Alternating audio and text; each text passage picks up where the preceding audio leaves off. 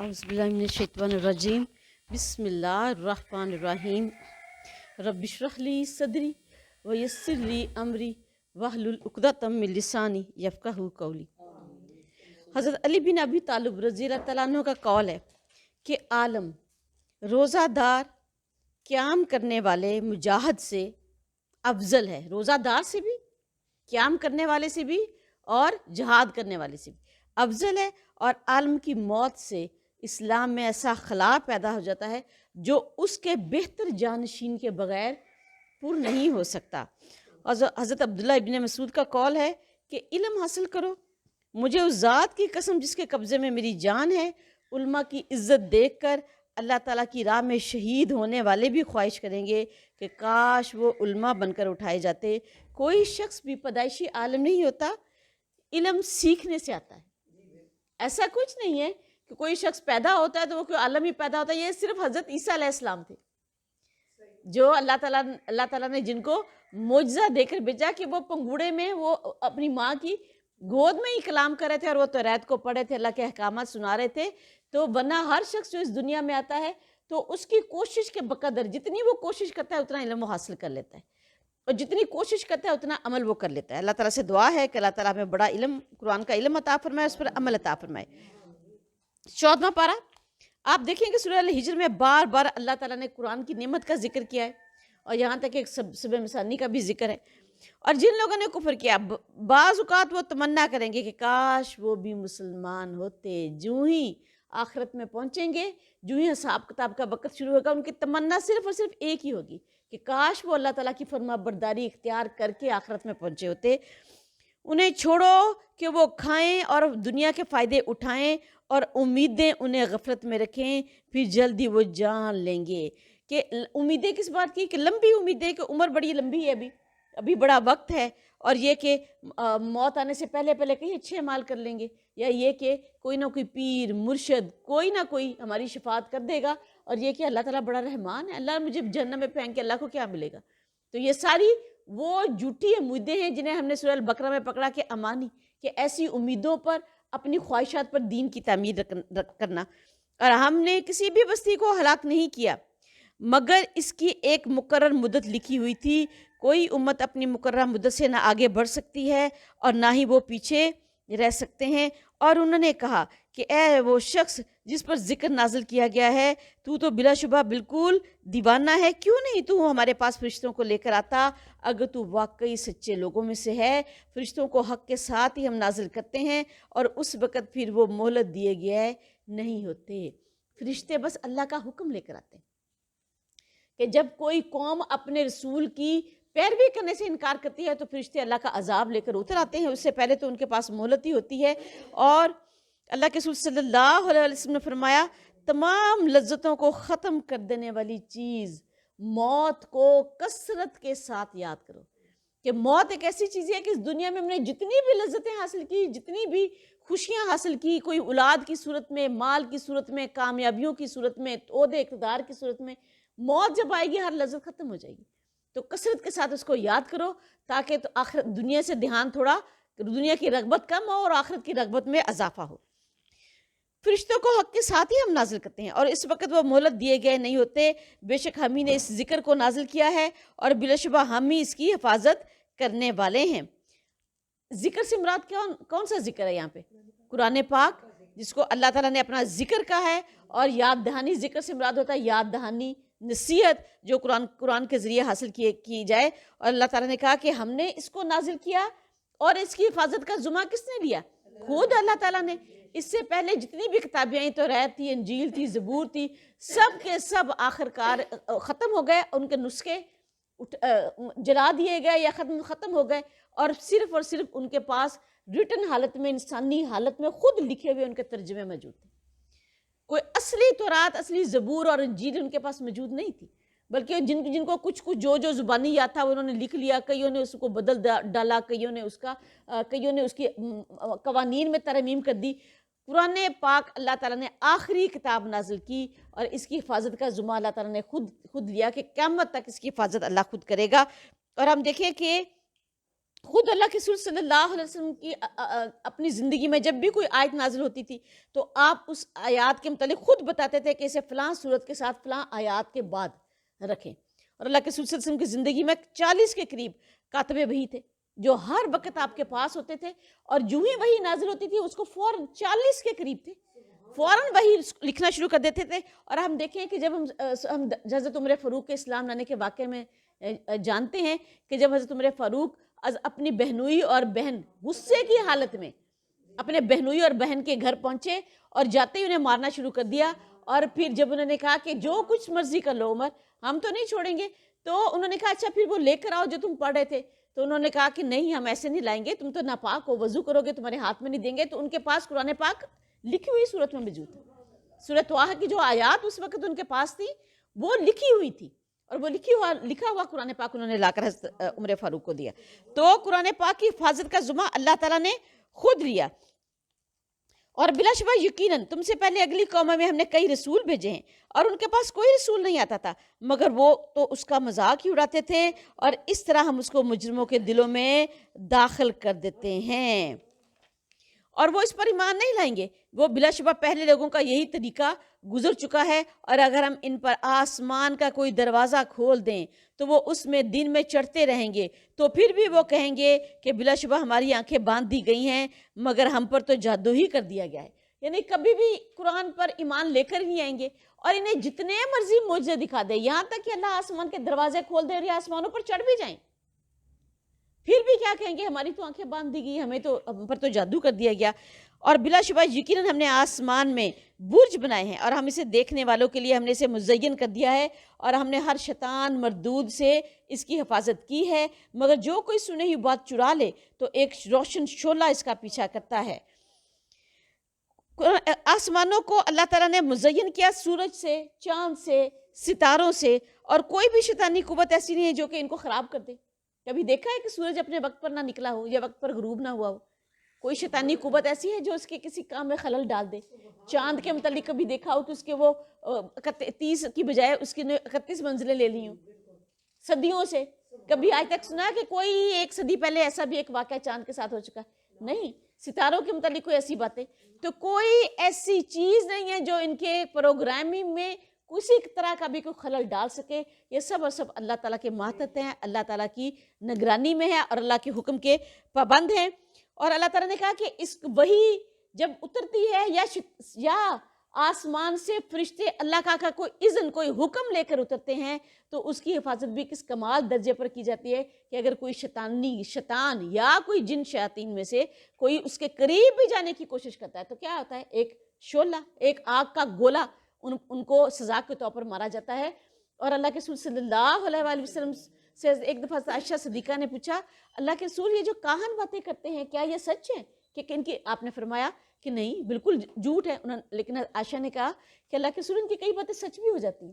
تو آپ نے کہا بالکل ایسے ہی جیسے کوئی جن یا کوئی شیاطینی قوت کوئی ایک آدھ غیب کی خبر اس کے ہاتھ لگ جاتی ہے تو وہ کہاں تک پہنچاتا ہے، پھر کہاں اس میں 100 اور باتیں ادھر ادھر کی ملاتا ہے ملا کر اپنے پاس سے کوئی گھڑ لیتا ہے، تو کوئی بات اس کی سچی ہو جاتی ہے، زیادہ تر جھوٹی ہوتی ہے. آپ کبھی دیکھ لیں جب سال شروع ہوتا ہے، اس سال کی جو بھی پیشین گوئیاں کی جاتی ہیں، اس سال میں یہ ہوگا، اس سال میں وہ ہوگا، اس سال میں وہ کوئی ایک ان کی بات سچ ہو جائے نا جو اتفاقاً ہو ہی سکتی، تو وہ بندہ رولا ہی ڈال دیتا ہے کہ دیکھو میں نے تو یہ پہلے ہی کہہ دیا تھا. وہ یہ نہیں کہے گا جو میں نے 99 باتیں کہی تھی وہ سب جھوٹی ہوئی ہیں، ایک بھی سچی نہیں ہوئی. وہ ایک جو اتفاقی حادثہ سے سچ ہو گئی تو وہ اپنی صداقت کے طور پر اسے ایک بات کو لے کے چل پڑے گا کہ نہیں دیکھو یہ بات میں نے جو کہی تھی یہ بالکل سچ ہوئی، اور لوگ اس کے پیچھے چل پڑتے ہیں کہ پتہ نہیں باقی بڑا کوئی کہان ہے، کوئی غیب کا علم ہے، پتہ نہیں قسمتوں کا کوئی حال بتانے والا ہے. حالانکہ سب جھوٹ ہے، مکر ہے، فریب ہے. قسمت کا حال اللہ کے سوا کوئی نہیں جانتا. اور قسمت کا حال پوچھا جا سکتا ہے؟ آپ نے کہا کہ جو شخص قسمتوں کا حال، یہ تو اللہ تعالیٰ نے ایک حرام قرار دیا ہے. کیوں؟ اس میں دھوکہ ہی اتنا ہے، فریب ہی اتنا ہے کہ اس کے ساتھ آپ کو اور ایسے دین میں خلل ڈال دیں گے کہ آپ کو کسی اور ہی گمراہیوں میں ڈال دیں گے. اور ہم نے زمین کو پھیلا دیا ہے اور اس میں پہاڑ گاڑ دیے ہیں اور اس میں ہر چیز مناسب مقدار سے اگائی ہے، اور ہم نے اس میں تمہاری معیشت کے اسباب بنائے ہیں اور ان کے بھی جنہیں ہرگز بھی تم روزی دینے والے نہیں ہو. ہر چیز مناسب مقدار سے اگائی ہے. اب یہ دیکھیں زمین کی ہر چیز بڑھتے بڑھتے بڑھتے ایک خاص اندازے کے بعد رک جاتی ہے. اگر درخت بڑھتے ہی جائیں بڑھتے ہی جائیں بڑھتے ہی جائیں تو کہاں پہنچے؟ اگر انسان کا قد بڑھتا ہی جائے عمر کے ساتھ ساتھ بڑھتے ہی جائے تو کہاں پہنچے؟ تو اللہ تعالیٰ نے ہر چیز کا ایک اندازہ مقرر کیا، پھر اس کے بعد وہ چیز وہیں رک جاتی۔ اور کوئی ایسی چیز نہیں ہے جس کے خزانے ہمارے پاس نہ ہوں اور ہم اسے ایک معلوم اندازے کے ساتھ ہی نازل کرتے ہیں۔ ایسا نہیں ہے کہ جب بارش برسنا شروع ہوتی ہے تو بارش برستی چلی جاتی ہے، بلکہ اللہ نے حالانکہ بارش سے بڑا خزانہ اور کیا ہے، کیونکہ بارش ہماری دنیا کے لیے، ہماری زندگیوں کے لیے، اس دنیا میں ہمارے لیے تو زندگی ہے، لیکن بارش کو بھی اللہ تعالیٰ ایک خاص اندازے کے ساتھ نازل کرتا ہے۔ ہم نے ہواؤں کو برابر بنا کر بھیجا، پھر ہم نے آسمان سے پانی اتارا، بس ہم نے تمہیں وہ پلایا اور تم اس کو ہرگز بھی ذخیرہ کرنے والے نہیں ہو۔ ایسا نہیں ہو سکتا کہ بارش تم صرف اپنے لیے روک لو، یہ اللہ ہے جو جہاں چاہتا ہے بارش کو برساتا ہے۔ اور بلا شبہ ہم ہی یقیناً زندگی دیتے ہیں اور ہم ہی موت دیتے ہیں اور ہم ہی اس کے وارث ہیں، اور بلا شبہ یقیناً ہم نے جان لیا ہے جو تم میں سے بہت آگے جانے والے ہیں، اور بلا شبہ یقیناً ہم نے جان لیا ہے جو بہت پیچھے آنے والے ہیں، اور یقیناً آپ کا رب ان سب کو اکٹھا کرے گا، اور بلا شبہ وہ بڑا ہی دانا ہے، بڑے علم والا ہے۔ یہاں پہ دیکھیں، عام طور پہ آپ دیکھیں گے کہ قرآن پاک میں ہر جگہ پہ علیم اور حکیم کی صفت اکٹھے آتی ہے، اور پہلے علیم آتا ہے پھر حکیم آتی ہے۔ علم کی پہلے صفت آئے گی پھر حکیم کی، لیکن اس جگہ پہ آپ دیکھیں اللہ تعالیٰ کی پہلے کون سی صفت آئی ہے؟ حکیم پہلے آئی ہے، علیم بڑی آئی ہے، کہ اللہ بڑا دانا ہے، یعنی اللہ ہر چیز کے متعلق مکمل علم رکھنے والا ہے، سمجھدار ہے اور اپنے علم کے مطابق فیصلے کرتا ہے۔ تو اللہ کا فیصلہ ہی برحق ہے، اللہ کا فیصلہ ہی باریک بینی پر قائم ہے، اور یہ کہ اللہ تعالیٰ نے جان لیا ہے کہ جو تم میں سے بہت آگے جانے والے، یعنی آدم اور ان کی وہ ذریت جو کہ گزر چکی ہے اس کو بھی اللہ جانتا ہے، اور جو ہمارے کے آج ماضی کو بھی جانتا ہے، حال کو بھی جانتا ہے، ہمارے بعد جو ہماری نسلوں میں آنے والے ہیں ان کے متعلق بھی اللہ مکمل طور پر جاننے والا ہے۔ اور آپ دیکھیں کہ ازل سے ابد تک کتنے اربوں کے حساب سے بنی نوع انسان آ چکے ہیں، لیکن کوئی ایک انسان ایسا نہیں آیا جس کا فنگر پرنٹ دوسرے سے ملتا ہو۔ کیا یہ کوئی اتفاقی حادثہ ہے کہ ماں کے پیٹ میں ایک ہی ماں کے کتنے بچے ہوتے ہیں اور ان میں سے ایک بچے کا فنگر پرنٹ ایک دوسرے کے ساتھ نہیں ملتا، ماں سے نہیں ملتا، باپ سے نہیں ملتا، حالانکہ خون ملتا ہے۔ اللہ تعالیٰ نے ہر شخص کو ایک انڈیویجول ایسی شناخت دی ہے جو اس کے ڈی این اے میں سیو ہے، اور ایک ڈی این اے میں بلین لوگوں کا ڈیٹا ہوتا ہے۔ یعنی اگر میرا ڈی این اے ہے تو میرے ڈی این اے میں حضرت آدم علیہ السلام تک کا مکمل ڈیٹا موجود ہے، میرا باپ، اس کا باپ، اس کا باپ، ان کے باپ، ان کے باپ، یہاں تک کہ ہمارا شجرہ نسب حضرت آدم علیہ السلام کے ساتھ کہاں تک جا کے ملے گا۔ تو یہ اللہ تعالیٰ کی کتنی کمال درجے کا، آپ یہ دیکھیں اس وقت کسی کو یہ باتیں سمجھ آتی تھی؟ اس وقت تو یہ علم غیب تھا، لیکن آج ہمارے لیے تو یہ علم غیب نہیں، آج تو سائنٹیفکلی یہ پروو ہے کہ کسی شخص کے فنگر پرنٹ دوسرے کے ساتھ نہیں مل سکتے، اور ہمارا ڈی این اے ہمارے جلد میں موجود ہے، اور پوری جلد میں ہر جگہ موجود ہے، ہمارے ایک ایک بال میں موجود ہے۔ اندازہ کریں کہ ایک ایک بال میں موجود ہے، اور پھر یہ کہتے تھے کہ اللہ تعالیٰ کیسے مرنے کے بعد اٹھائے گا، کہ کیسی، آج دیکھ لیں کہ یہ علم غیب اس وقت بے شک ہو، ہمارے لیے تو اب یہ علم غیب بھی نہیں رہ گیا، اور یقیناً آپ کا رب ان سب کو اکٹھا کرے گا، اور بلا شبہ وہ بڑا دانا ہے، بڑے علم والا ہے۔ اور ہم نے انسان کو بدبودار کیچڑ سے بجنے والی مٹی سے پیدا کیا، اور اس سے پہلے جنوں کو ہم نے آگ کی لپٹ سے پیدا کیا، اور جب تیرے رب نے فرشتوں سے کہا کہ یقیناً میں بدبودار کیچڑ سے بجنے والی مٹی سے ایک انسان پیدا کرنے والا ہوں، اور پھر جب میں اس کو ہموار کر دوں اور اپنی روح سے اس میں پھونک دوں تو اس کے آگے سجدہ کرتے ہوئے گر جانا۔ اللہ تعالیٰ نے اتنی ڈیٹیل کے ساتھ انسان کے بارے میں اس لیے تفصیل بتائی کہ انسان کو اپنی حقیقت معلوم ہو کہ اس کی پیدائش اصل میں ہے کیا، اور آگے اللہ تعالیٰ نے کہا کہ انسان کیا ہے، ایک حقیر پانی کا نطفہ جو کہ ٹپکایا گیا، اور جو اگر کپڑوں پہ لگ جائے تو کپڑے ناپاک، ہاتھ پہ لگ جائے ہاتھ ناپاک۔ تو یہ دیکھیں کہ یہ اصل میں انسان کی حقیقت یہ ہے، پھر اس کی اکڑ کہاں سے کہاں تک پہنچتی ہے۔ اور اللہ تعالیٰ نے کیا کہا کہ جب میں اس انسان کو پیدا کر لوں اور اسے ہموار کر لوں، یعنی انسانیت کا تمام شرف اور فضیلت جو ہے وہ اس کو عطا کر دوں، اس کے اندر قوتیں رکھ دوں، صلاحیتیں رکھ دوں، اور پھر میں اس کو اپنی روح میں سے پھونک دوں، یعنی اس کو کچھ ایسی صلاحیتیں بھی دوں جو اب میری صلاحیتوں کا ایک حقیر پرتو یا معمولی درجے کا پرتو اس کے اندر بھی رکھ دوں. ابھی دیکھیں ہم کئی لوگ کتنے رحم دل ہوتے ہیں, کئی لوگ سچے ہوتے ہیں, کئی لوگ بڑے غصے والے ہوتے ہیں. یہ سارے اللہ تعالیٰ کی انہی کا پرتو ہے نا, جو اللہ تعالیٰ نے اپنے روح میں سے ہم میں ایک پرتو ڈال دیا. تو اللہ تعالیٰ نے کیا کہا کہ جب میں یہ کر دوں تو پھر کیا کرنا, اس کے آگے سجدہ کرتے ہوئے گر جانا. تو ان سب کے سب فرشتوں نے سجدہ کیا مگر ابلیس نے انکار کر دیا اور وہ سجدہ کرنے والوں کے ساتھ نہ ہوا. اس نے فرمایا, اللہ تعالیٰ نے فرمایا, ابلیس تجھے کیا ہوا کہ تو سجدہ کرنے والوں کے ساتھ شامل نہ ہوا؟ تو اس نے کہا میں ایسا نہیں ہوں کہ اس انسان کو سجدہ کروں جس کو تو نے بدبودار کیچڑ سے بجنے والی مٹی سے پیدا کیا. اب اس نے تو نفرت کی اور یہ تکبر بھی تھا, لیکن یہ کہ اللہ تعالیٰ نے اس کے ذریعے انسان کو اس کی حقیقت سے بھی روشناس کیا کہ دیکھو تمہاری اس ترکیب عناصر میں کوئی ایسی چیز نہیں ہے کہ تم تکبر کرو.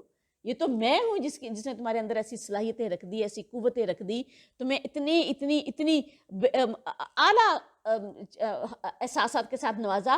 اور پھر میں نے آدم کو سجدہ کروایا, فرشتوں کو حکم دیا کہ آدم کو سجدہ کرو, ابلیس کو سجدہ کرو. اور اگر اللہ یہ حکم نہ دیتا تو کون سجدہ کرتا؟ فرشتے بھی نہ کرتے. اللہ تعالیٰ نے فرمایا پھر یہاں سے نکل جا, بلا شبہ تو مردود ہے اور بے شک جزا کے دن تک تجھ پر پھٹکار ہے. اس نے کہا اے میرے رب پھر مجھے اس دن تک مہلت دے جب وہ اٹھائے جائیں گے.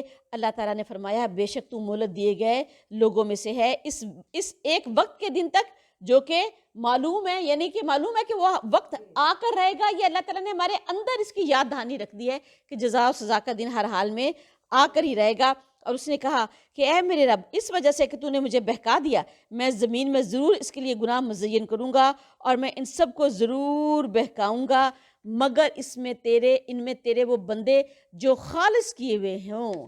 یعنی اپنے ہتھیار اس نے کھول کر بیان کر دیے کہ میں کیا کروں گا. سب سے پہلے تو انہیں بہکا دوں گا. 2 اس نے ہتھیاروں کا ذکر کیا ہے. نمبر 1 کہ ان کو اغوا کر لوں گا.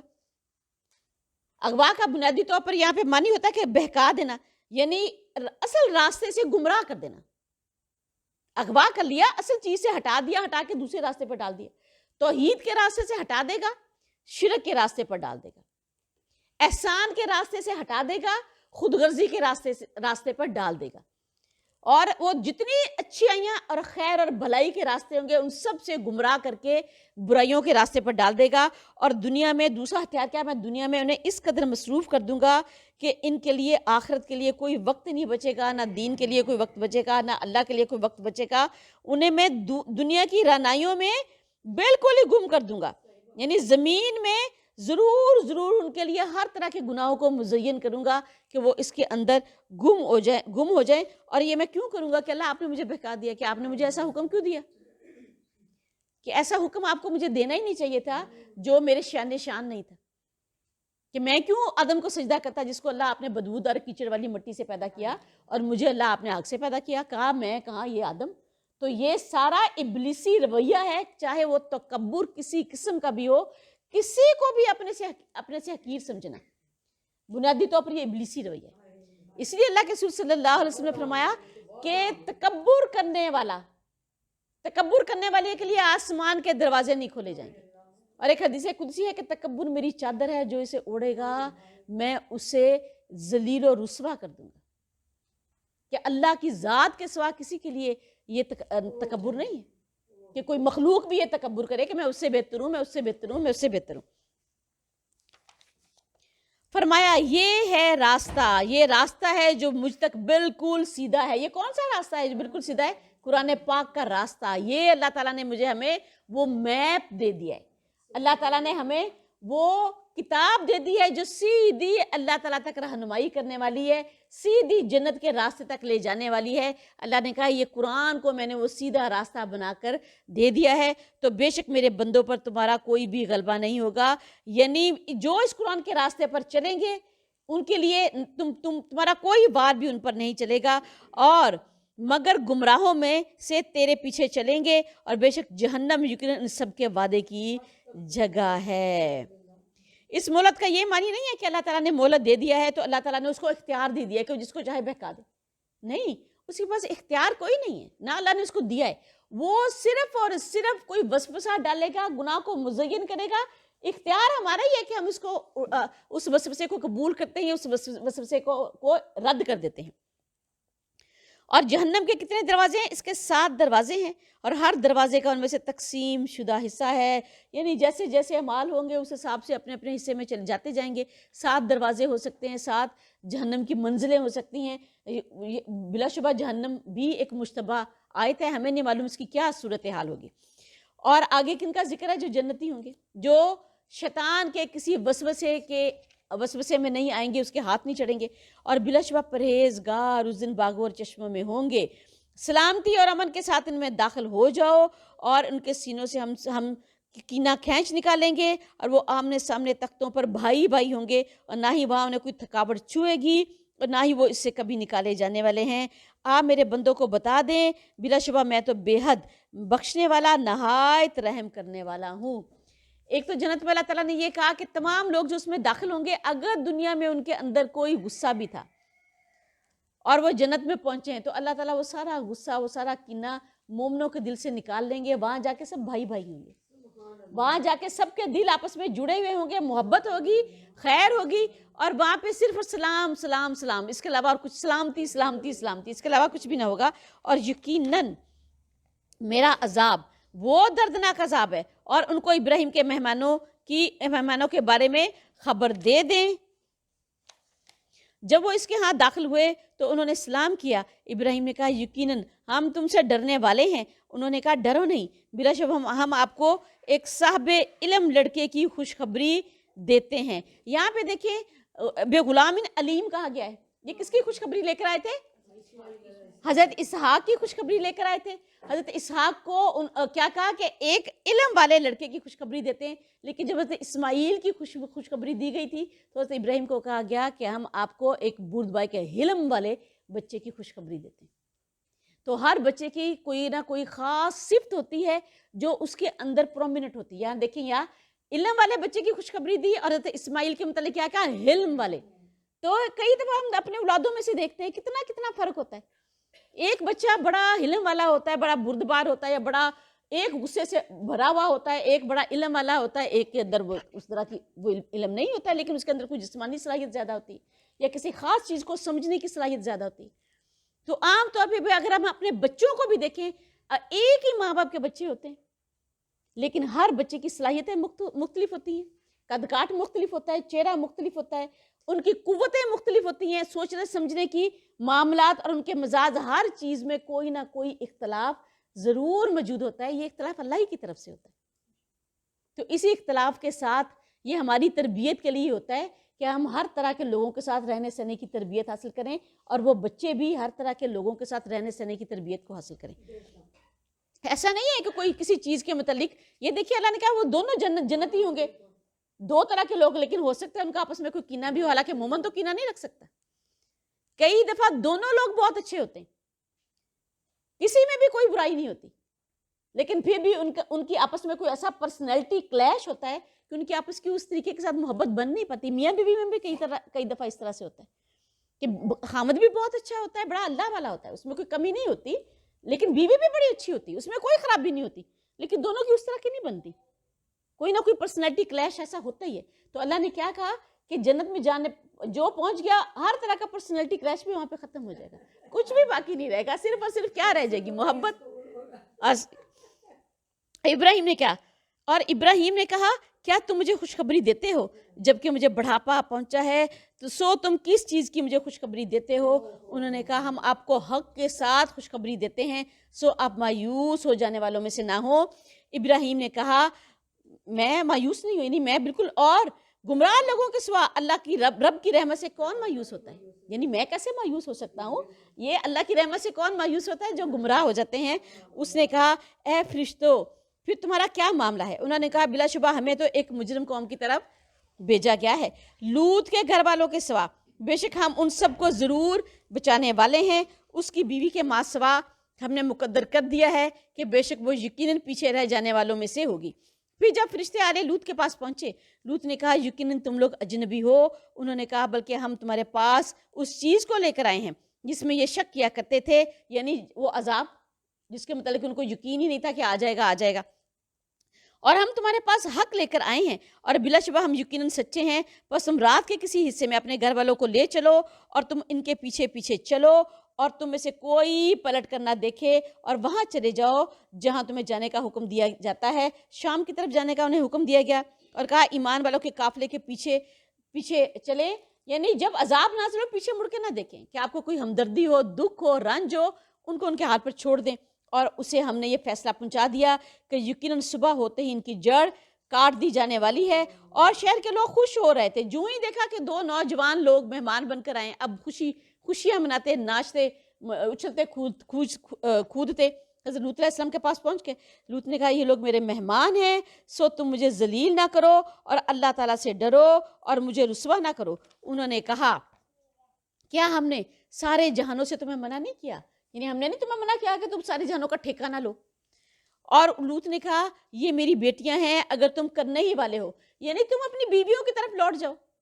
تو یہ معاملہ تو اللہ تعالیٰ نے عورت اور مرد کے درمیان یہ سکون رکھا ہے، تو تم یہ سکون لینے کے لیے اپنی بیویوں کی طرف لوٹ جاؤ۔ اور تو انہوں نے آپ کی عمر کی قسم، بلا شبہ وہ اس وقت وہ اپنے نشے میں بالکل ہی بہک رہے تھے، یعنی شہوت سے بالکل ہی پاگل ہو رہے تھے۔ یہ دیکھیں خیر پر ہونے کے جیسے درجات ہوتے ہیں نا، اسی طرح برائی پر ہونے کی بھی درجات ہوتے ہیں۔ یعنی بدترین برائیوں کے اندر وہ دنس چکے تھے، اس دلدل میں پھنسے ہوئے تھے کہ اتنی برائی میں پڑ چکے تھے کہ شہوت کے ساتھ بالکل ہی اس وقت ہوش ایسے تھے جیسے انہیں کچھ سمجھ نہیں آ رہا اور ان کے اوپر نشہ کوئی چھایا ہوا ہو۔ تو ایسے لوگ جو اللہ تعالیٰ کی ہر حد کو پامال کر دیتے ہیں اور ہر حد سے نکل جاتے ہیں۔ پس دن نکلتے ہی انہیں ایک چنگاڑ نے آ پکڑا، سو ہم نے اس بستی کے اوپر کو اس کے نیچے کر دیا اور ان پر پکی ہوئی مٹی کے پتھروں کی بارش برسائی۔ یہ دیکھیں ڈیڈ سی، یعنی اس کے اوپر پھر یہی نہیں کیا۔ یقیناً اس میں غور کرنے والوں کے لیے بڑی بڑی نشانیاں ہیں اور بے شک وہ اس بستی مستقل آباد راستے پر ہے، بے شک اس میں ایمان لانے والوں کے لیے بڑی بڑی نشانی ہے۔ اور بے شک ایکا والے یقیناً ظالم تھے، تو ہم نے ان سے انتقام لیا اور بے شک وہ دونوں بستیاں یقیناً کھلے راستے پر ہیں اور بلا شبہ یقیناً ہجر والوں نے بھی رسولوں کو جھٹلایا اور ہم نے ان کو اپنی نشانیاں دی، مگر وہ سب ان سے منہ موڑنے والے تھے اور وہ پہاڑوں سے بے خوف ہو کر گھر تراشتے تھے۔ یعنی اللہ نے ان کو ایسا فن دیا تھا جو جہان میں اللہ نے کسی کو بھی نہیں دیا تھا۔ پہاڑوں کو تراشتے تھے، بڑے بڑے محل بناتے تھے اور اتنے شاندار گھر ہوتے تھے کہ اس کے اندر باقاعدہ سورج کے آنے کے انتظامات کیے جاتے تھے، ہوا کا آنے کا انتظام موجود تھا اور ہر طریقے کے ساتھ ایک بڑے شاندار قسم کے محلات ہوتے تھے۔ چنانچہ صبح ہوتے ہوئے ایک چنگاڑ نے پکڑ لیا، پھر وہ ان کے کسی کام نہ آیا جو بھی وہ کماتے تھے، اور ہم نے آسمانوں کو اور زمین کو اور جو بھی ان دونوں کے درمیان ہے اسے حق کے ساتھ پیدا کیا ہے، اور یقیناً قیامت ضرور آنے والی ہے، سو آپ اچھے انداز میں درگزر کریں۔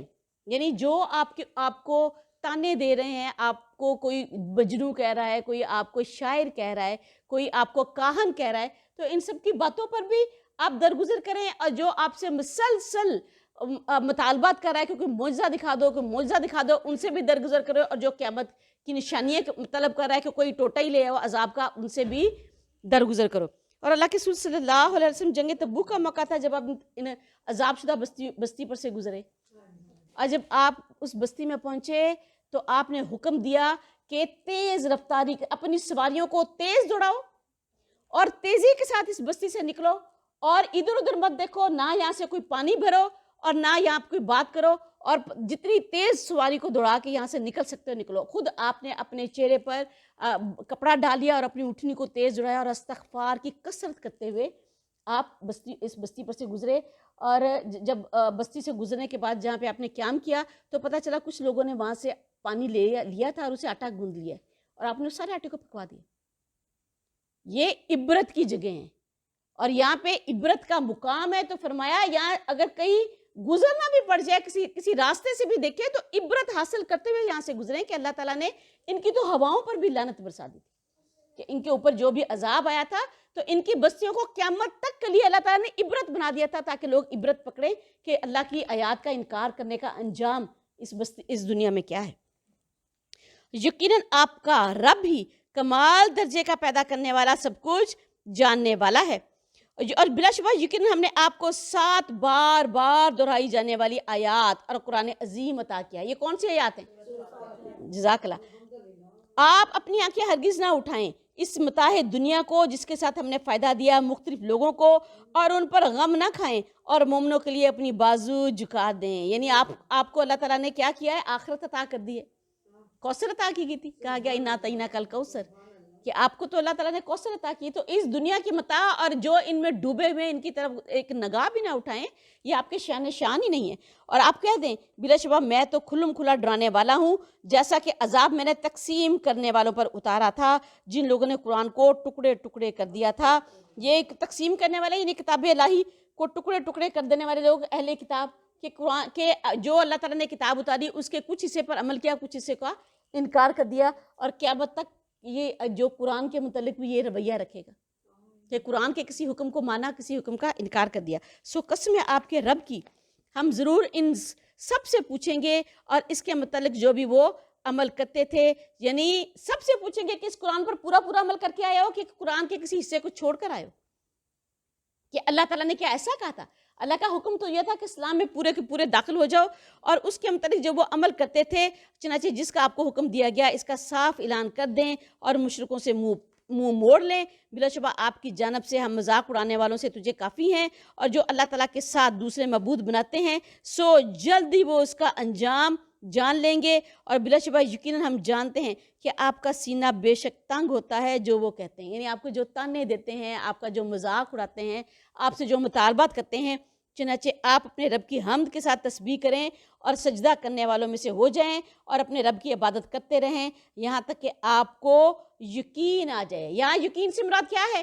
موت کو اللہ تعالیٰ نے یہاں پہ یقین کہا ہے کہ کب تک آپ نے یہ کرنا ہے؟ جب تک کہ آپ کو موت نہیں آ جاتی، یعنی جب گھٹن، دل میں کوئی گھٹن آ جائے تو گھٹن کا علاج اللہ تعالیٰ نے کیا بتایا ہے؟ کہ اللہ تعالیٰ کا ذکر کریں، اللہ کی حمد کے ساتھ تسبیح کریں اور نماز پڑھیں، تسبیح کریں، نیکی کریں، مال خرچ کریں، صبر کریں۔ یہی اللہ تعالیٰ نے ہمیں جگہ بتایا نا جہاں پہ دل میں کوئی گھٹن آ جائے تو یاد رکھیے اللہ کی حمد کے ساتھ تسبیح کیا ہے؟ اللہ کے رسول صلی اللہ علیہ وآلہ وسلم نے فرمایا 2 کلمات ایسے ہیں جو زبان پر بہت ہلکے اور وزن میں بہت بھاری ہیں اور اللہ تعالیٰ کو، رحمان کو بہت ہی زیادہ پسند ہیں، سبحان اللہ و بحمدہ سبحان اللہ العظیم۔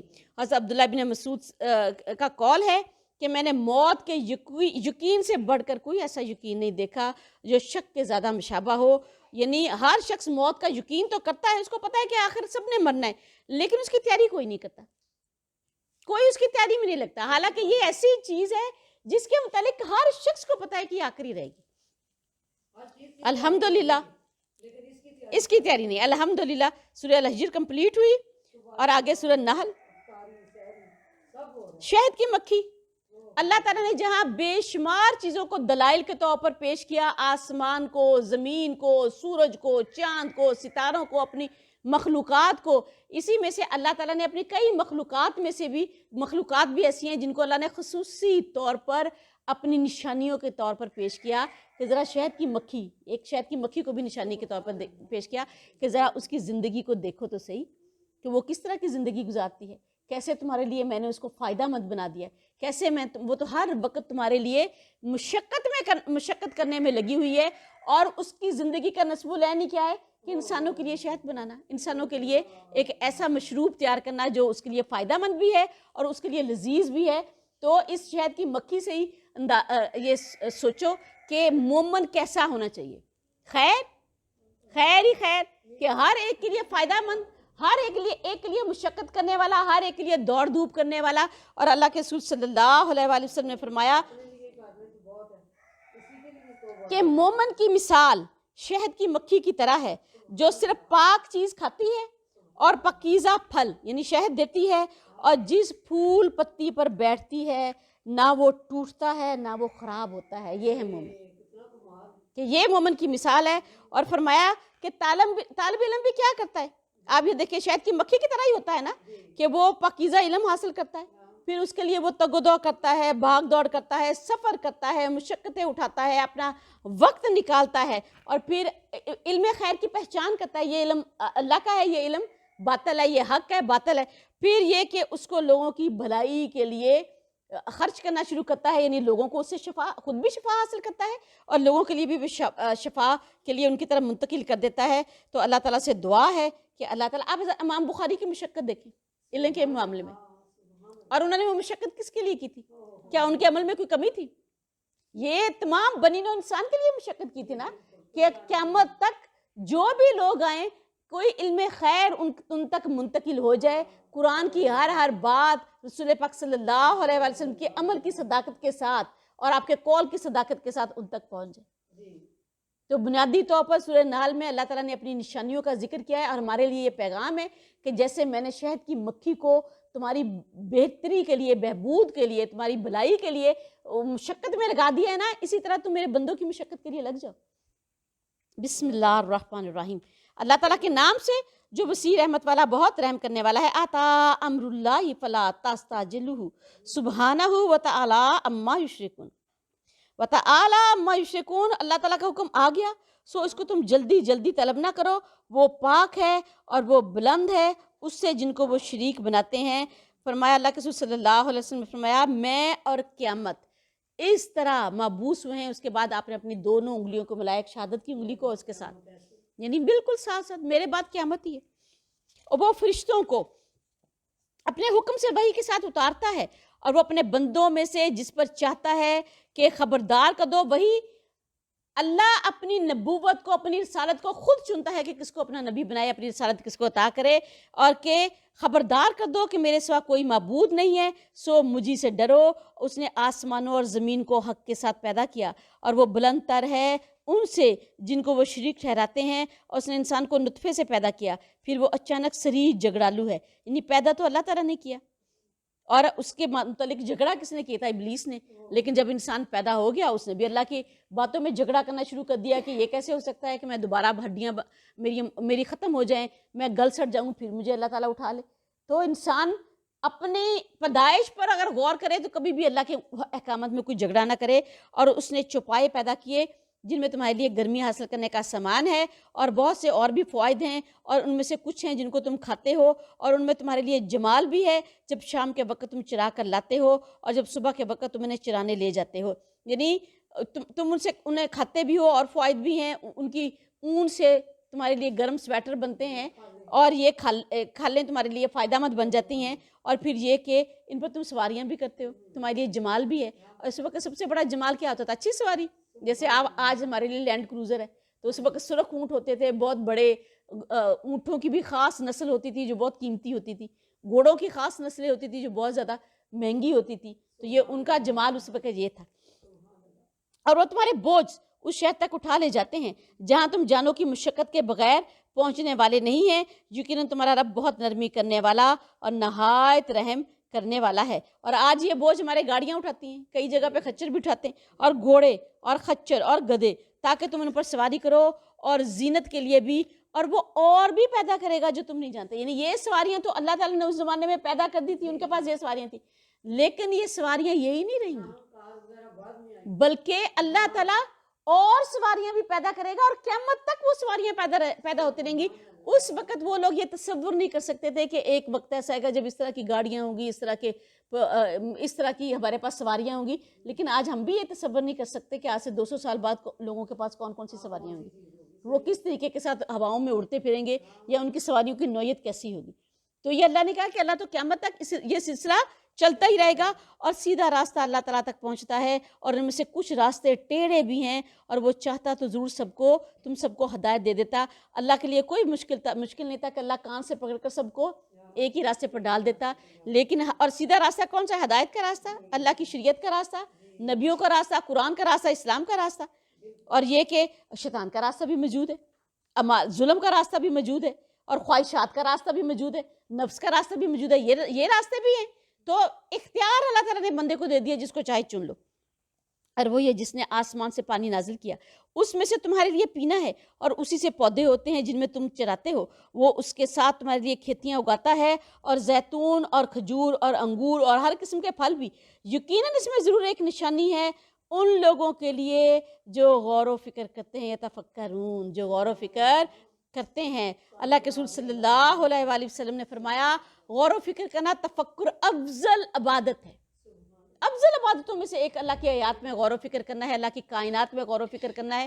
آپ یہ دیکھیں سورہ آل عمران میں ہم نے آخری جو رکوع پڑھا تھا اس میں ہم نے یہی کہا تھا نا کہ اللہ تعالیٰ کے وہ بندے اولو الباب کون سے لوگ ہیں، جو کھڑے بیٹھے لیٹے اپنے پہلوؤں پر غور و فکر کرتے ہیں، تدبر کرتے ہیں کائنات میں اور زمین و آسمان میں۔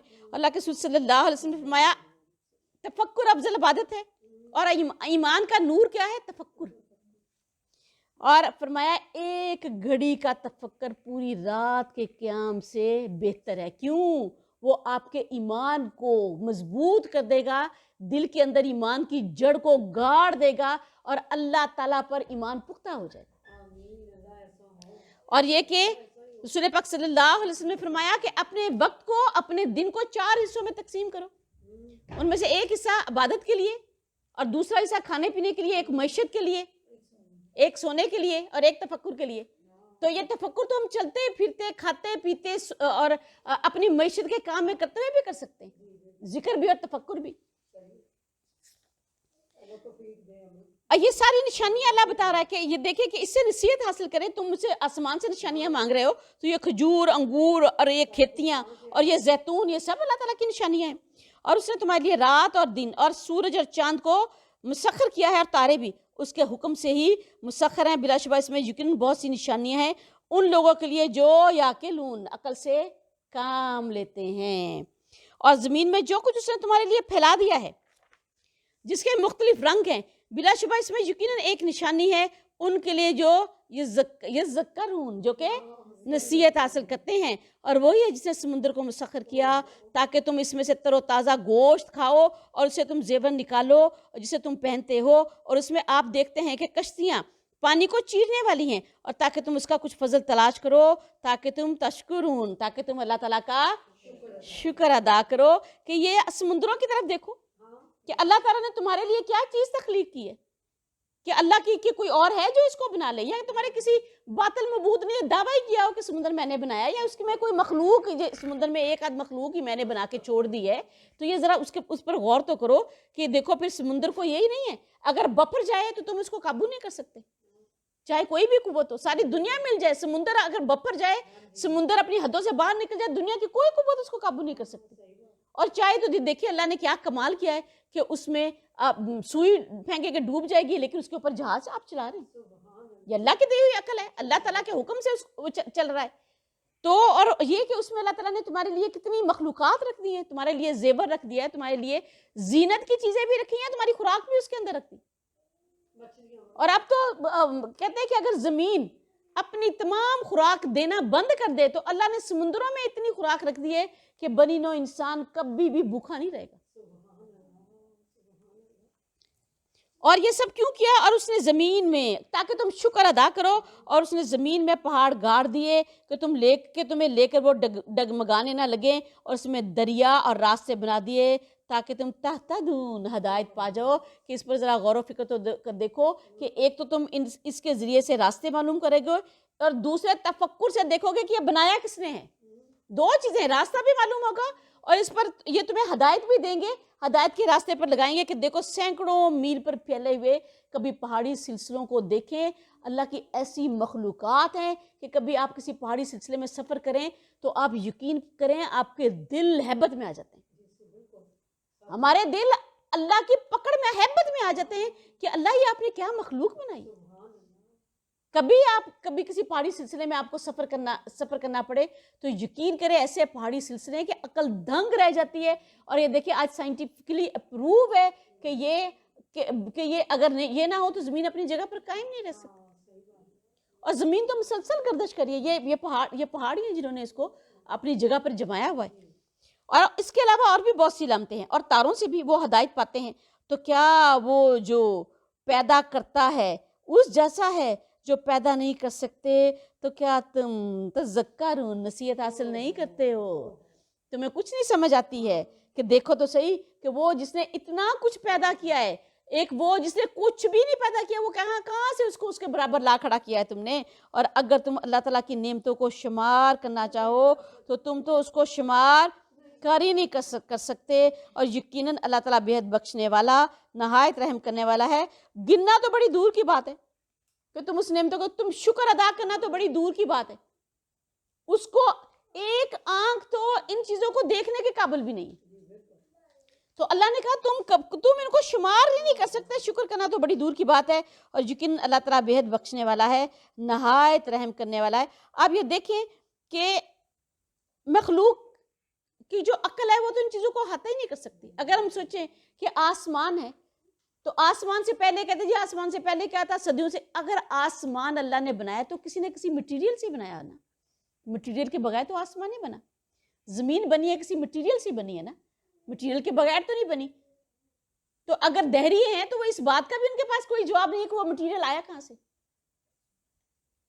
کہ انسان کیا خود بخود بن گیا، آسمان خود بخود بن گیا، ایسا ہوا ویسا ہوا، ایسا ہوا، بگ بینگ ہوا، جو کچھ ہوا اللہ کی اذن سے ہی ہوا، ورنہ مٹیریل ہی کہاں سے آ گیا؟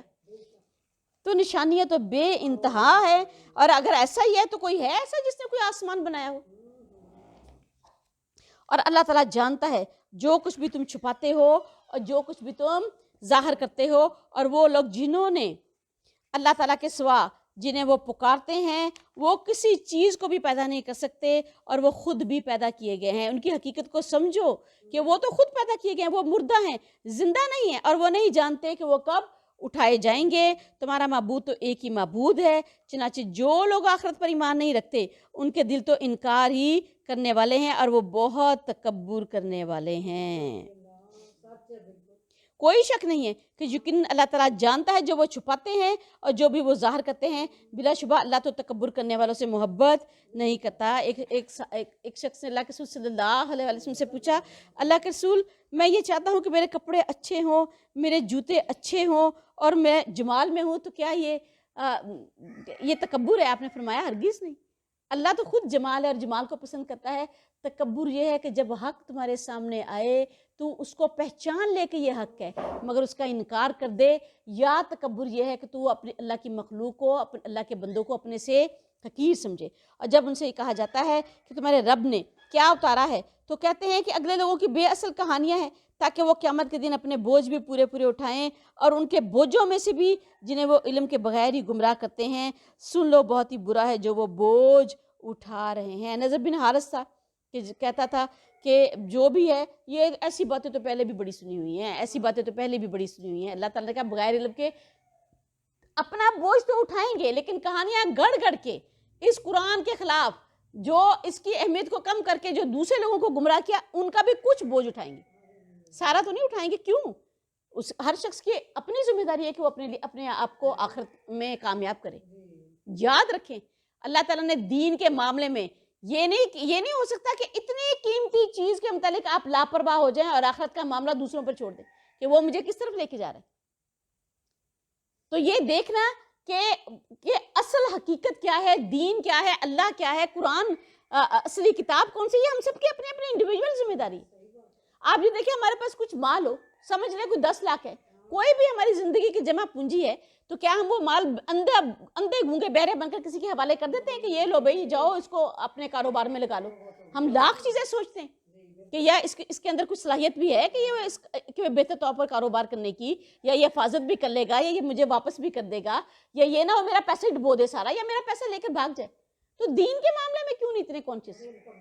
دین کے معاملے میں اس سے بھی زیادہ فکر کرنے کی ضرورت ہے کہ دین حقیقت میں ہے کیا، اور وہ کیسے پتہ چلے گا؟ قرآن پاک سمجھ کر پڑھنے سے، کہ اگر سمجھیں گے اللہ کے احکامات کو سیکھیں گے تبھی پتہ چلے گا نا کہ اللہ کی رضا کیا ہے۔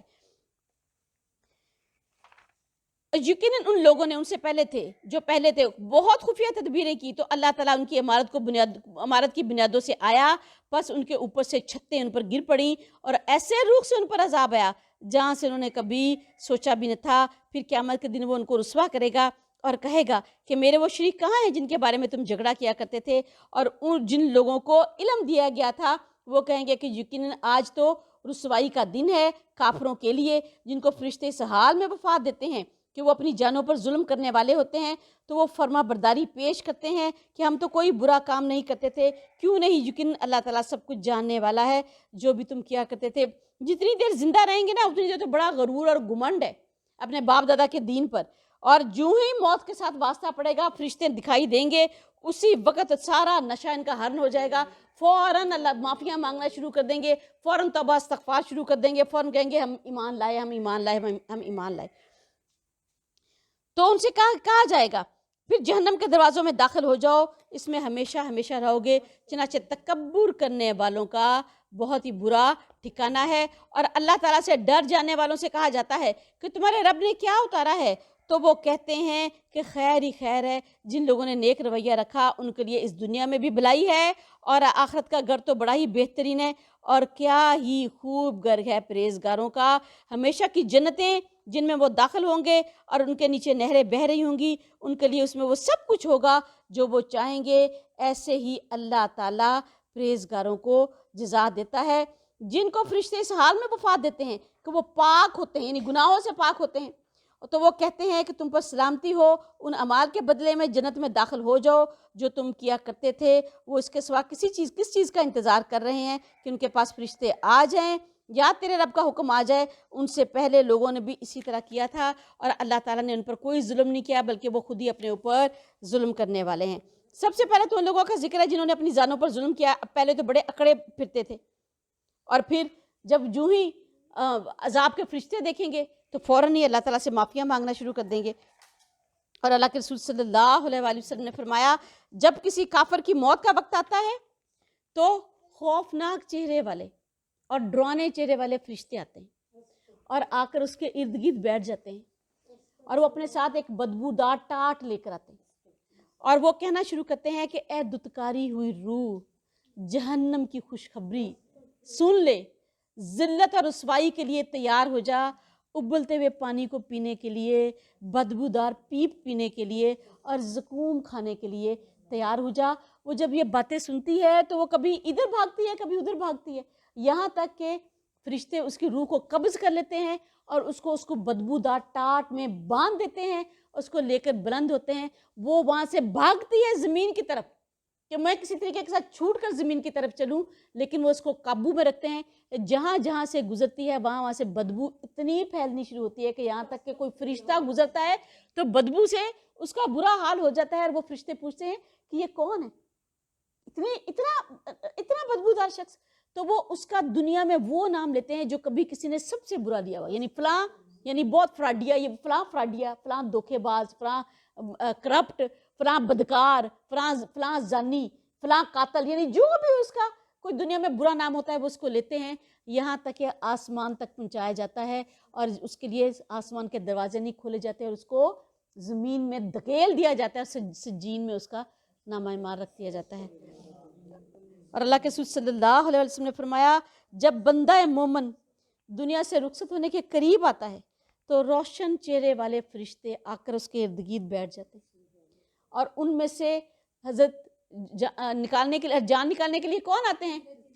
حضرت عزرائیل علیہ السلام، اور وہ اس چہرے کے ساتھ آگے بڑھتے ہیں جن سے اس کو دنیا میں سب سے زیادہ محبت تھی، کوئی بیوی، بیٹا، بھائی، بہن، کوئی بھی فرد جس کے ساتھ دنیا میں سب سے زیادہ محبت اس کو تھی، تاکہ اس کے دل کو اس کو دیکھ کر خوشی اور راحت کا احساس ہو، اس کے قریب جاتے ہیں، اور جو پیچھے فرشتے ہوتے ہیں بیٹھے ہوئے ہوتے وہ ترانہ پڑھنا شروع کر دیتے ہیں اور وہ کہتے ہیں اے اطمینان والی جان، چل اپنے رب کی جانب، تو اس سے راضی ہو، وہ تجھ سے راضی ہوا، اور داخل ہو جا اس کی نعمتوں والی جنتوں میں۔ وہ یہی ترانہ پڑھ رہے ہوتے ہیں کہ وہ ان کے قریب جاتے ہیں اور اپنی شہادت کی انگلی کے ساتھ اس کی روح کو نکالتے ہیں تاکہ اس کو تکلیف نہ ہو، اور اس کی روح کو قبض کرتے ہیں تو اپنے ساتھ خوشبودار قالین، خوشبودار لباس لے کر آتے ہیں جو اس کو پہنا دیا جاتا ہے، اور اس کی خوشبو اتنی تیزی کے ساتھ وہ روح آسمانوں کی طرف بلند ہوتی ہے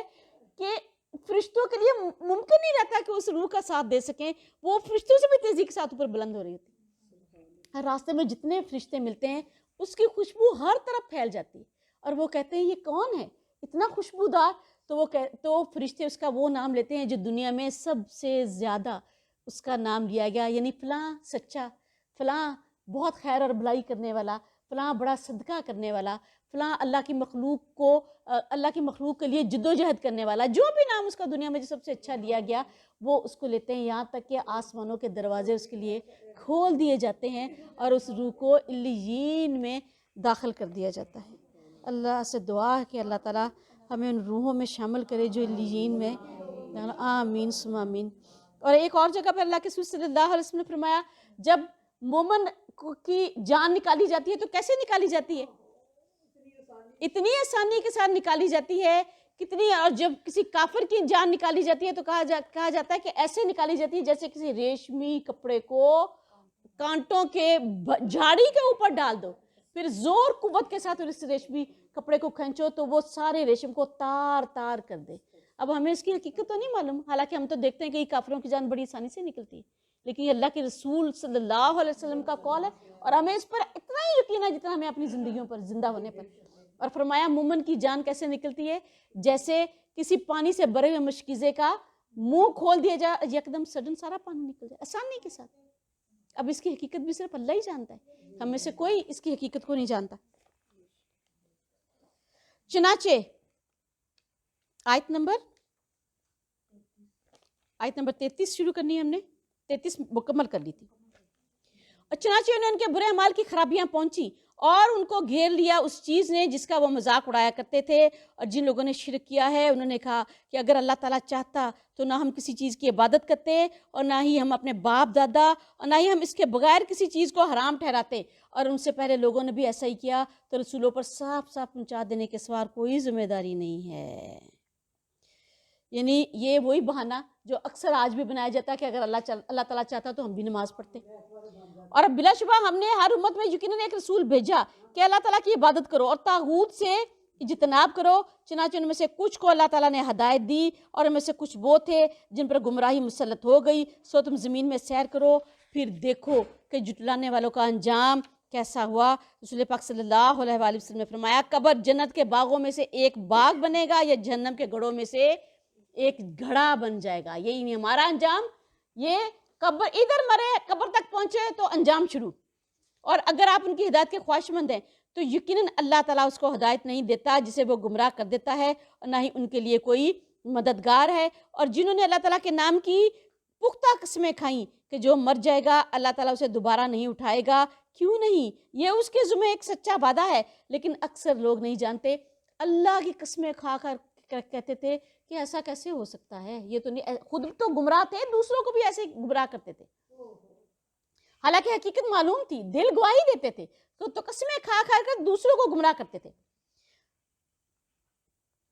تاکہ وہ ان کے لیے واضح کر دے جس میں وہ اختلاف کیا کرتے تھے، اور تاکہ جن لوگوں نے کفر کیا وہ جان لیں کہ بلا شبہ وہی جھوٹے ہیں۔ یہ اللہ تعالیٰ نے حشر برپا کرنے کے دو عظیم مقاصد بیان کیے ہیں کہ حشر کیوں برپا کیا جائے گا، اور جب ہم کسی چیز کا ارادہ کرتے ہیں تو ہم اسے کہتے ہیں کہ ہو جا، بس وہ ہو جاتی ہے۔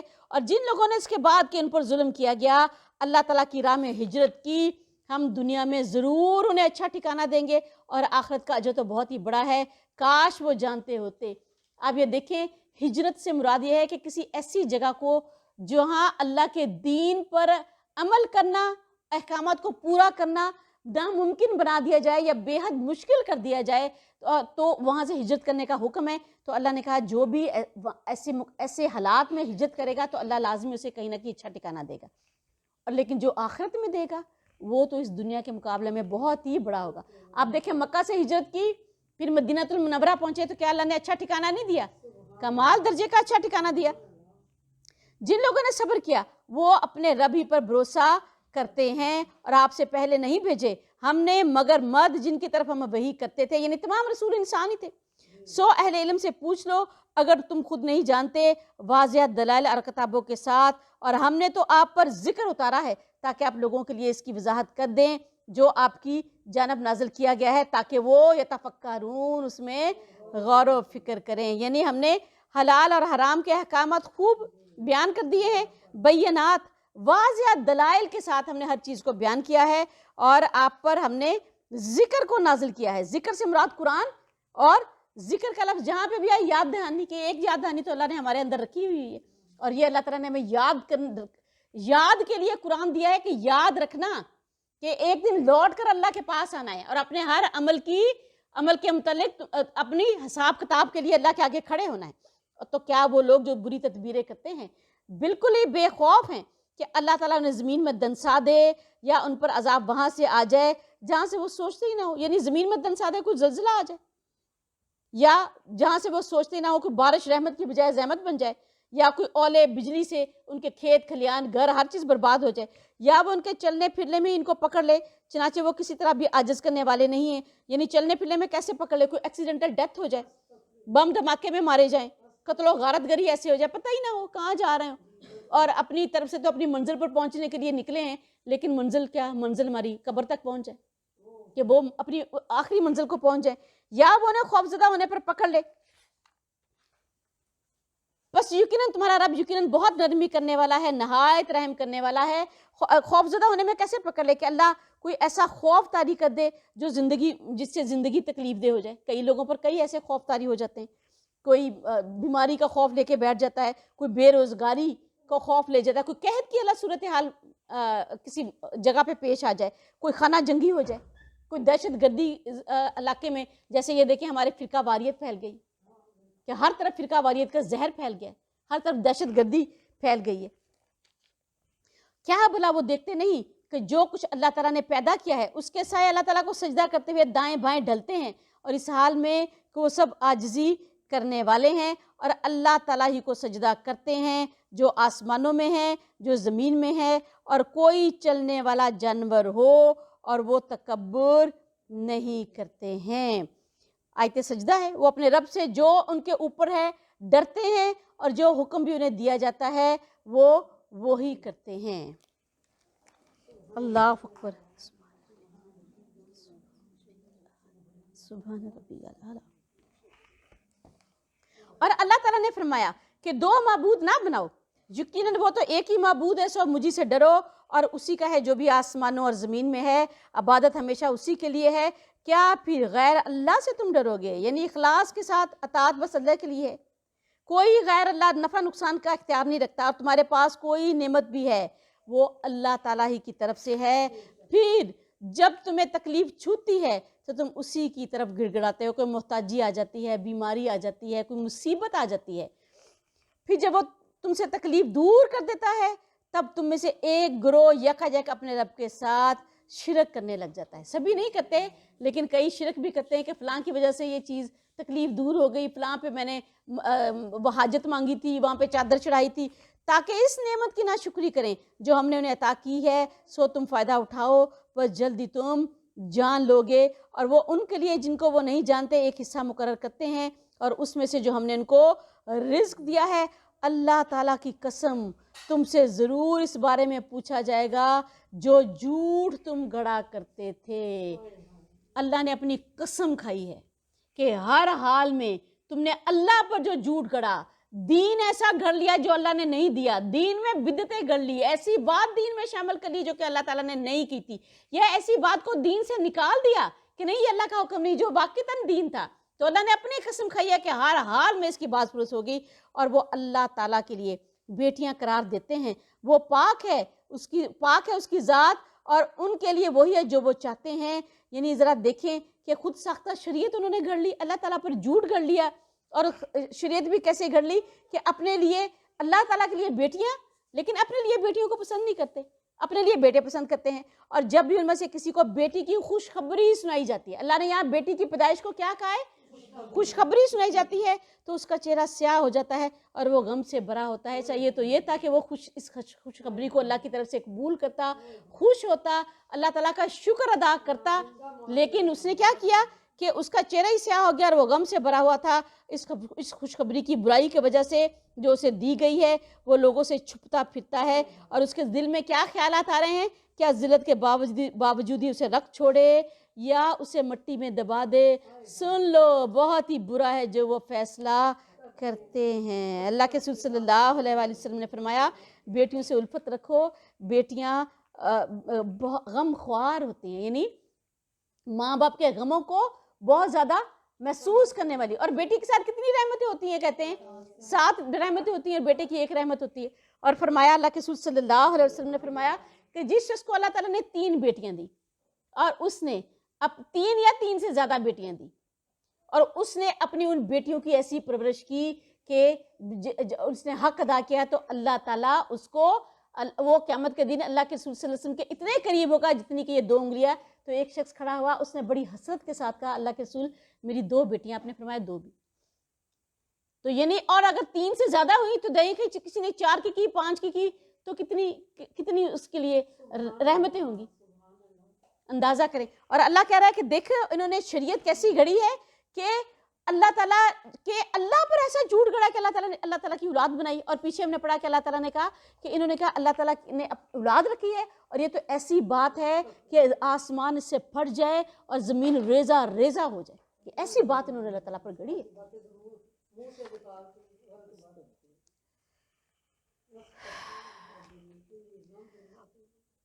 اور اللہ کے رسول صلی اللہ علیہ وسلم نے فرمایا کہ ان کے لیے کہ جب بھی کوئی شخص ایسا آتا تھا ایمان قبول کرنے کے لیے جس نے اس سے پہلے کوئی بھی گناہ کیا ہوتا، کچھ بھی گناہ کیا ہوتا، تو اللہ کے رسول اسے بیعت لیتے تھے اور وہ کئی دفعہ پوچھتا اللہ میں نے یہ گناہ کیا، یہ گناہ کیا، یہ گناہ کیا، تو کیا مجھے معافی مل جائے گی؟ تو اللہ کے رسول کہتے ہیں کہ ہاں اللہ معاف کرنے والا ہے، اللہ معاف کر دیں گے.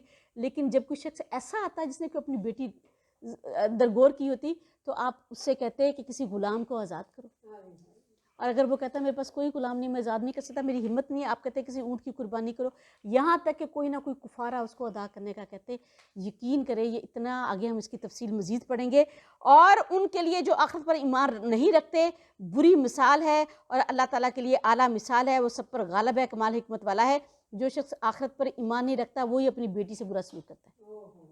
جس شخص کا آخرت پر ایمان نہیں ہے تو اس کا سلوک بھی اپنی بیٹی کے ساتھ اچھا نہیں ہے. اور اگر اللہ تعالیٰ لوگوں سے ان کے ظلم کی بنیاد پر مواخذہ کرتا تو اس پر کسی بھی جاندار کو نہ چھوڑتا، لیکن وہ ایک مقررہ مدت تک انہیں مہلت دیتا ہے. جب ان کی مہلت آ جاتی ہے تو وہ اسے ایک لمحہ بھی نہ پیچھے رہتے ہیں اور نہ ہی آگے بڑھتے ہیں.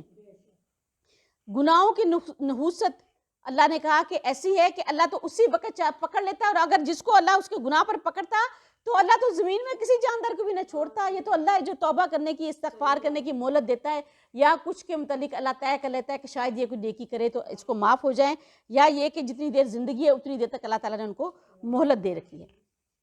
اور وہ اللہ تعالیٰ کے لیے جو مقرر کرتے ہیں اسے خود ہی ناپسند کرتے ہیں، اور ان کی زبانیں جھوٹ بیان کرتی ہیں کہ بے شک ان کے لیے بھلائی ہے، اس میں کوئی شک نہیں کہ ان کے لیے آگ ہی ہے، اور یقیناً وہ اس میں سب سے آگے بھیجے جانے والے ہیں. یعنی جو اللہ کے لیے مقرر کیے کہ اللہ تعالیٰ کے لیے بیٹیاں مقرر کی اور اپنے لیے اس کو ناپسند کر لیا، تو اللہ نے کہا کہ ان کی زبانوں نے جھوٹ گھڑا. کہ ایک شریعت خود ساختہ انہوں نے گھڑ لی اور اپنے پاس سے گھڑ کر اسے اللہ کے ذمہ لگایا. اللہ نے ایسا کوئی دین نہیں بنایا کہ اللہ نے کوئی اولاد رکھی ہے. اور آپ دیکھیں گے کہ اللہ نے کہا ان کی زبانیں جھوٹ بیان کرتی ہیں تو 75% جھوٹ زبان سے ہی ہوتے ہیں. 75% نیکیاں بھی ہم زبان سے کرتے ہیں. تو زبان ایک ایسی چیز ہے کہ جس کے متعلق آپ دیکھیں کہ اللہ کا ذکر کس سے کرتے ہیں؟ زبان سے کرتے ہیں. گناہ، جھوٹ، غیبت، تہمت، تانا، چغلی، یہ سب چیزیں کس سے کرتے ہیں؟ زبان سے کرتے ہیں. قرآن پاک بھی زبان سے پڑھتے ہیں، درود پاک بھی قرآن پاک سے زبان سے پڑھتے ہیں. اللہ تعالیٰ کی حمد و ثنا، تسبیح و ثنا سب کچھ زبان سے کرتے ہیں. تو یہ زبان ہی ہے جس کے متعلق کہا جاتا ہے انسان کو تخت پر بٹھاتی ہے یا انسان کو ذلیل و رسوا کرتی ہے. اللہ کے رسول صلی اللہ علیہ وسلم نے فرمایا مجھے 2 چیزوں کی ضمانت دو، میں تمہیں جنت کی ضمانت دیتا ہوں. ان میں سے ایک زبان تھی اور دوسری شرم کا. تو اللہ کے رسول ایک یہ جو چپ رہا اس نے نجات پائی، یہ واحد محاورہ ہے جو آپ دنیا کی ہر زبان میں دیکھیں گے. یعنی محاورات میں بھی دیکھیں نا، ہر قوم کے، ہر ملت کے، ہر ملک کے، ہر زبان کے الگ الگ محاورے ہوتے ہیں جو دوسروں سے الگ ہیں. لیکن ایک محاورہ ایسا جو تقریباً ہر قوم کے اندر موجود ہے، ہر زبان کے اندر موجود ہے، اور ہر طرح کے لوگ وہ بولتے ہیں. وہ کیا ہے کہ جو چپ رہا اس نے نجات پائی. کہ چپ رہنے میں نجات ہے.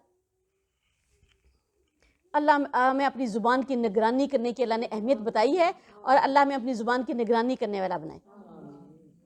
اور اللہ تعالیٰ کی قسم ہے آپ سے پہلے بھی بہت سی امتوں کی طرف ہم نے رسول بھیجے، پھر شیطان نے ان کے لیے ان کے اعمال کو خوشنما بنا دیا، چنانچہ آج وہی ان کا سرپرست ہے. یعنی دنیا میں بھی وہی ان کا سرپرست ہے اور دنیا اور آخرت میں بھی وہی ان کا سرپرست ہوگا، اور ان کے لیے دردناک عذاب ہے۔ اور ہم نے یہ کتاب آپ پر صرف اس لیے نازل کی ہے تاکہ آپ ان کے لیے اس کی وضاحت کر دیں جس میں انہوں نے اختلاف کیا ہے، اور وہ ان کے لیے ہدایت ہے اور رحمت ہے جو ایمان لاتے ہیں۔ توحید میں اختلاف تھا سب سے زیادہ ان کا، تو اللہ نے کہا اس کی وضاحت کر دیں۔ اور اللہ تعالیٰ نے آسمان سے پانی نازل کیا، پھر اس کے ذریعے زمین کو مردہ ہو جانے کے بعد زندہ کیا۔ بلا شبہ اس میں یقیناً ان لوگوں کے لیے نشانی ہے جو سنتے ہیں، یعنی مردہ دلوں پر وحی، جب بارش کی وحی کی بارش نازل ہوتی ہے تو مردہ دلوں کو تو وہ بھی زندہ کر دیتی ہے، اور مرنے کے بعد بالکل ایسے یہ کہانی جس طرح کہ کوئی کسی مردہ زمین پر بارش پڑتی ہے تو وہ زمین زندہ ہو جاتی ہے، ایسے وہی کئی دلوں کو زندہ کر دیتی ہے۔ اور بلا شبہ چھپاؤں میں تمہارے لیے یقیناً ایک سبق ہے، ہم تمہیں ان کے پیٹوں کے اندر سے گوبر اور خون کے درمیان سے خالص دودھ پلاتے ہیں جو پینے والوں کے حلق سے آسانی سے اترنے والا ہے۔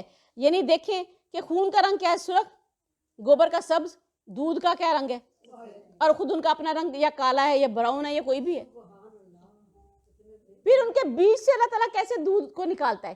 پھر آپ دیکھیں کہ یہ جو جانور ہمیں جن کا ہم دودھ پیتے ہیں، یہ کوئی بہت فلٹر شدہ پانی پیتے ہیں، جیسا پانی ہم پیتے ہیں، چھپڑ میں گھس جاتے ہیں اور اس چھپڑ کا پانی بھی پی جاتے ہیں گندا، اور اسی کے اندر کئی دفعہ کاروائیاں بھی کر جاتے ہیں۔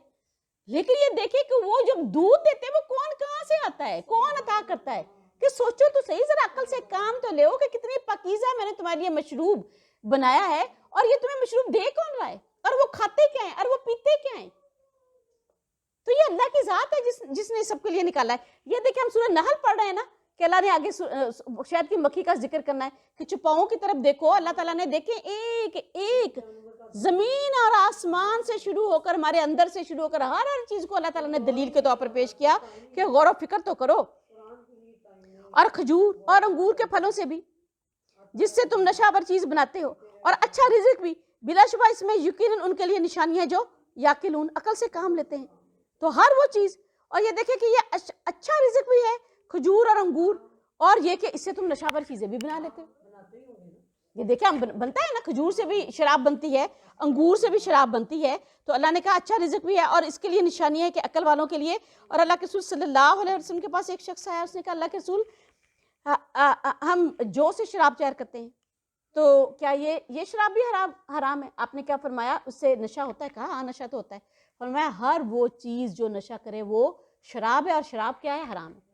یعنی قیامت تک کے لیے ڈیفینیشن بتا دی گئی کہ حرام چیزوں کی ڈیفینیشن کیا ہے جو ہم پیتے ہیں یا لگاتے ہیں، کہ وہ چیز جو ہماری عقل کو معاف کر دے، ہماری عقل کو سست کر دے، یا ہمیں ڈی ٹریک کر دے، یا ہمارے اندر کوئی نشہ بھر دے، وہ کیا ہے؟ وہ حرام ہے، وہ شراب میں شامل ہوگی۔ اور اللہ کے رسول صلی اللہ علیہ وسلم نے فرمایا ہر نشہ بر چیز شراب ہے، اور ہر نشہ بر چیز حرام ہے۔ اور آپ کے رب نے شہد کی مکھی کی طرف وحی کی کہ کچھ پہاڑوں اور کچھ درختوں میں سے گھر بنا لو، اور اس میں سے بھی جنہیں وہ چڑھاتے ہیں، کس پہ چڑھاتے ہیں؟ جو بیلیں، جو انگور کی بیلیں ہوتی ہیں جن کو اپنا سہارا دیتے ہیں، نازک نازک بیلیں، اور اس کے اوپر اتنے گچھے لٹک رہے ہوتے ہیں، کبھی آپ دیکھیں وہ اس کا بوجھ اٹھا ہی نہیں سکتے، گری پڑتے ہیں، تو ان کو باقاعدہ سہارا دیا جاتا ہے کہ سہارا دے کر انہیں لٹکایا جاتا ہے۔ پھر ہر قسم کے پھلوں میں سے کھاؤ، پھر اپنے رب کے مسخر کیے ہوئے راستے پر چلو، یعنی فطرت پر عمل، جو اللہ تعالیٰ نے تمہاری فطرت کے اندر حکم رکھ دیا ہے نا وہ کرو۔ اور ایک شربت اس کے پیٹ سے نکلتا ہے جس کے رنگ مختلف ہوتے ہیں، اس میں لوگوں کے لیے شفا ہے، بلا شبہ اس میں یقین ان کے لیے نشانیاں ہیں جو یتفکر ہوں، غور و فکر کرتے ہیں۔ دیکھیں کتنا اللہ نے شعور کو جھنجھوڑا ہے کہ غور و فکر کرو، تفکر کرو، کہ اللہ تعالیٰ کی ہر دلیل، ہر چیز تمہارے لیے ایک معجزہ ہے جو اللہ نے تمہارے لیے بنایا ہے، یا ہر چیز تمہیں اللہ کی طرف لے جانے والی ہے۔ اور یہ دیکھیں کہ کس طریقے کے ساتھ کہتے ہیں شہد کی مکھی کیسے کام کرتی ہے۔ اب اگر کبھی آپ اس کی تخلیق دیکھیں، چھتا ہی دیکھ لیں، کمال درجے کی تخلیق ہے، کبھی غور و فکر کریں۔ اور ہزاروں مکھیاں بالکل ایک جیسا خانے بناتی ہیں جس کے 6 کونے ہوتے ہیں، ان میں ایک رتی بھر بھی کوئی فرق نہیں دیکھیں گے اگر کبھی ان کا چھتا دیکھیں۔ پھر یہ دیکھیں ان کے اندر نمی کا انتظام ہوتا ہے، ہوا کا انتظام ہوتا ہے، اللہ کی عطا کی ہوئی فطرت کے مطابق وہ پھلوں کا رس چوستی ہیں، اور کسی ایسے پھل کے اوپر نہیں بیٹھتی جو رتی بھر بھی جس کے اندر کوئی مضر چیز ہو۔ پھل ہو، پھول ہو، ہر طرح، ہر ٹہنی، ہر پتا، ہر خوشبودار چیز، ہر چیز جو جس میں شفا ہے وہ اس کو چوستی ہیں. اور پھر وہ دیکھیں وہ جب شہد لے کر آتی ہے نا تو ان کی ایک ملکہ ہوتی ہے, ان کے محافظ ہوتے ہیں, اس کو چھتے میں داخل ہونے سے پہلے ٹیسٹ کیا جاتا ہے کہ جو شہد لے کر آئی ہے اس میں کوئی مضر چیز تو نہیں ہے, اور اگر اس کے اندر ایک رتی بھر کوئی مضر چیز مل جائے نا تو وہیں اس مکھی کی گردن توڑ کر اس کو پھینک دیا جاتا ہے. یہ اس کی سزا ہوتی ہے. محافظ جو ہوتے ہیں اس کی گردن کو اسی وقت توڑ دیتے ہیں. آپ نے کئی دفعہ بڑے چھتے کے نیچے دیکھا ہوگا کئی مکھیاں مری پڑی ہوتی ہیں, تو وہ وہی ہوتی ہیں جن کی گردن کو توڑ کر نیچے پھینک دیا جاتا ہے. محافظ اس کو باقاعدہ جانچ کرتے ہیں, پھر اس کو چھتے تک پہنچنے دیتے ہیں, اور ان کی باقاعدہ ملکہ ہوتی ہے وہ اپنے, اور ان کی ڈیموکریٹک سسٹم ہے ان کے اندر, ملکہ کوئی خاندانی نہیں ہوتی, باقاعدہ چوز کی جاتی. آپ کبھی ان کا نظام دیکھیں, اتنا وقت تو نہیں ہے کہ دورہ قرآن میں اتنی تفصیل کے ساتھ بات کی جائے, تو اللہ کا ایک معجزہ ہے جو ہمارے سامنے. تو اللہ تعالیٰ نے کیا کہا کہ تمہارے لیے میں نے اس کو یہ سب کچھ حکم دیا, میں نے اس کی فطرت یہ بنائی اور تمہارے لیے لگا دیا. اور کہتے ہیں آدھا پاؤنڈ اگر شہد حاصل جو کرتا ہے نا اس کے لیے ایک مکھی جو ہے شہد کی وہ تقریباً 55,000 میل سفر کرتی ہے. ایک مکھی 55,000 میل تک سفر کر کے کوئی آدھا پاؤنڈ شہد بنتا ہے. کتنی مشقت وہ کس کے لیے اٹھا رہی, اور ہم کسی کے لیے ایک رتی مشقت اٹھا لیں نا تو ہم 20 دفعہ اس کو تانا دیتے ہیں, تمہارے لیے یہ کیا, تمہارے لیے وہ کیا, تمہارے لیے ایسا کر دیا. اور دیکھیں اللہ نے کیسے ہر چیز کو ہمارے لیے لگا دیا. تو اللہ تعالیٰ نے سورہ نحل میں ہمیں ایک کیا سبق دیا ہے کہ جیسے شہد کی مکھی کو تمہاری خدمت میں لگا دیا نا, ایسے میرے بندوں کی خدمت میں لگ جاؤ, میرے دین کی خدمت میں لگ جاؤ, اور اس پوری کی پوری مخلوق کی خدمت میں لگ جاؤ. اور اللہ تعالیٰ نے تمہیں پیدا کیا ہے, پھر وہی تمہیں موت دیتا ہے, اور تم میں سے کوئی گھٹیا عمر کو لوٹا دیا جاتا ہے تاکہ جاننے کے بعد کچھ نہ جانے. یقیناً اللہ تعالیٰ سب کچھ جاننے والا ہے, پوری طرح سے قادر ہے. یعنی وہ گھٹیا عمر ہے, وہ ارذل عمر کہ جب اتنی عمر کر دی جو 80 سال ہے, 90 سال ہے, کچھ بھی آپ کہہ لیں, جس میں اس کو کچھ بھی سمجھ نہیں رہتی. وہ چیزیں جو اس کی زندگی کا حاصل ہوتا ہے, جس کے لیے اس نے اتنی قوتیں لگائی ہوتی ہیں, دوڑ بھاگ کی ہوتی ہے, اب اس کے لیے اس کو کچھ بھی نہیں پتا.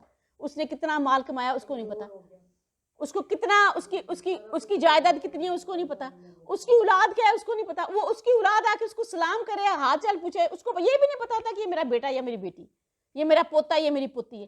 اور حالت کہاں تک پہنچ جاتی ہے, کئی بستر پر ہی اپنی ضروریات پوری کرتے ہیں, اس قابل بھی نہیں رہتے کہ چل کر کہیں جا سکے. یعنی اللہ ارذل عمر تک لوٹا دیتا ہے کہ وہ چیزیں جو ان کی زندگی کا حاصل ہوتا ہے وہ چیزیں بھی ان کو بھی بھول جاتا ہے, مال کو بھی, اولاد کو بھی, اپنی قوتوں کو, صلاحیتوں کو, اپنے عہدے کو, اقتدار کو. کچھ نہیں پتا ہوتا کہ میں ایک وقت میں پرائم منسٹر تھا, ایک وقت میں فلاں تھا, ایک وقت میں فلاں تھا, بھول گیا.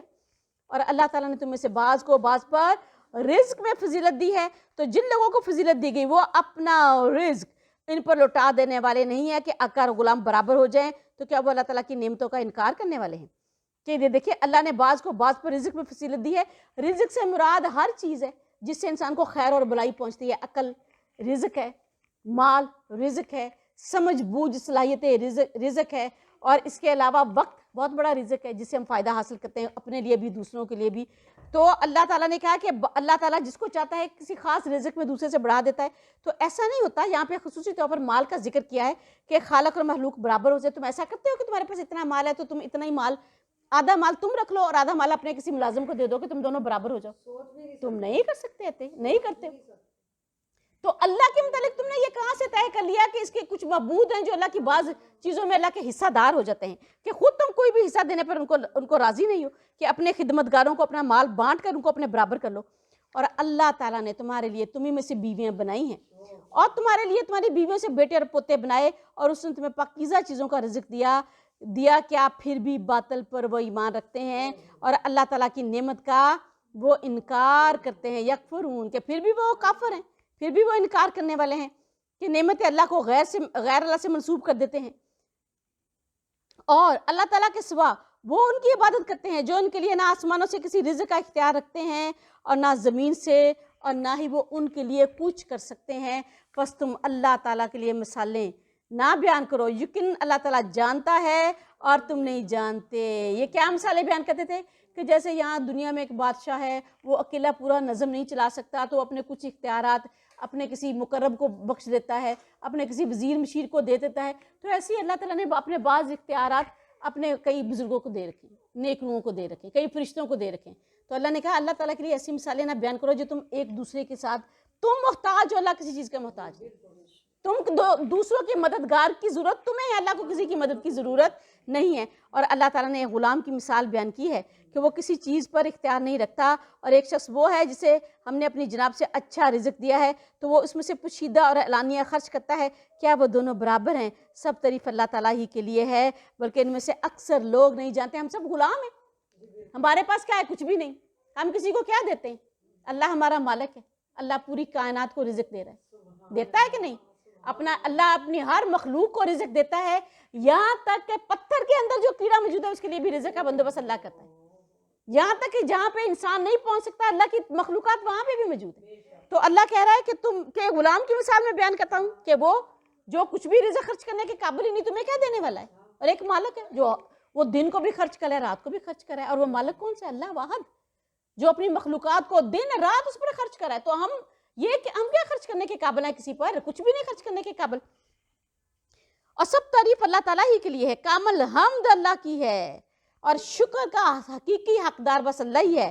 سب تعریف اللہ تعالیٰ ہی کے لیے ہے، بلکہ ان میں سے اکثر لوگ جانتے ہی نہیں ہیں۔ اور اللہ تعالیٰ دو آدمیوں کی مثال اللہ نے بیان کی ہے، ان میں سے ایک گونگا ہے جو کسی بھی چیز پر قدرت نہیں رکھتا، اور وہ اپنے آقا پر بوجھ ہے، وہ جہاں بھی اسے بیچتا ہے کوئی بھلائی نہیں لاتا۔ کیا برابر ہیں وہ اور جو انصاف کا حکم دیتا ہے اور وہ سیدھے راستے پر ہے؟ ذرا دیکھو تو صحیح کہ ایک غلام گونگا ہے، اس کو کوئی بات سمجھ ہی نہیں آتی، وہ اس کو جہاں بھیجے گا کوئی نہ کوئی نقصان مالکہ کر کے آ جائے گا، تو وہ اس کے برابر ہے جس کو جو بھلائیوں والا ہے کہ اللہ تعالیٰ نے ہر قسم ہر طرح سے تو یہ بت جو تم نے گھڑ رکھے ہیں، نہ تمہیں کوئی نفع دینے والے ہیں، نہ تمہارا نقصان روکنے والے ہیں، نہ سننے کے قابل ہیں، نہ وہ کوئی تمہاری بات سمجھنے کے قابل ہیں، تو یہ کس طریقے کے ساتھ تم ان کی عبادت کر رہے ہو؟ اور یہ رسولوں کے برابر کس طریقے کے ساتھ ہو سکتے ہیں کہ جو رسول کیا کر رہا ہے؟ رسول انصاف کا حکم دے رہا ہے، تمہیں سیدھے راستے کی طرف ہدایت دے رہا ہے، اور تم نے ان کے برابر لا کھڑا کر دیا۔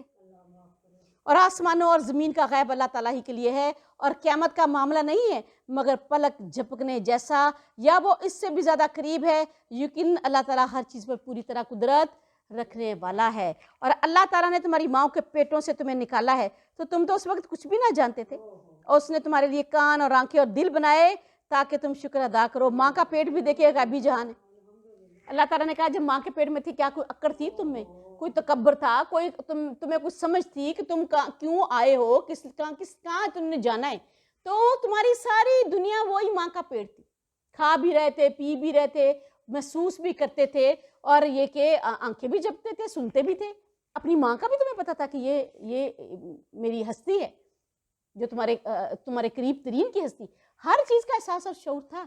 پھر آپ یہ دیکھیں کہ جب انسان اس ماں کے پیٹ، اس کے لیے سب کچھ ہے، جو ہی وہ اس دنیا میں آتا ہے، اور پھر اگر یہ دنیا اس کے لیے ہر چیز بن جاتی، وسعت آ گئی اس کی نگاہ میں، اس کی عقل میں، اس کی سمجھ میں، اس کے کان میں، اس کی آنکھ میں۔ اب کبھی اس کو کہیں کہ جی چلو اب ماں کے پیٹ میں واپس چلے جاؤ، تو کیا وہ واپس جانا پسند کرے گا؟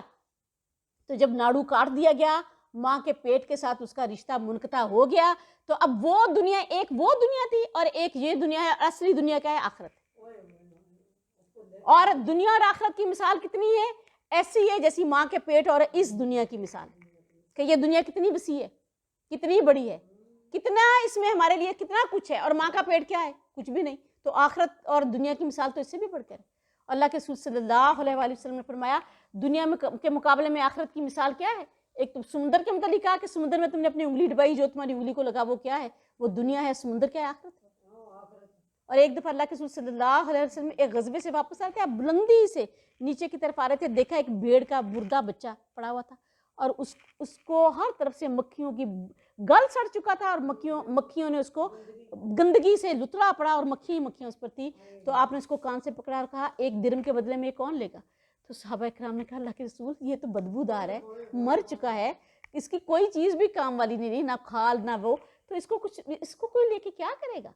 تو کہا کہ آخرت کے مقابلے میں دنیا کی مثال یہ حقیقت ہے کہ تم اس کو لینے کے لیے تیار نہیں ہو۔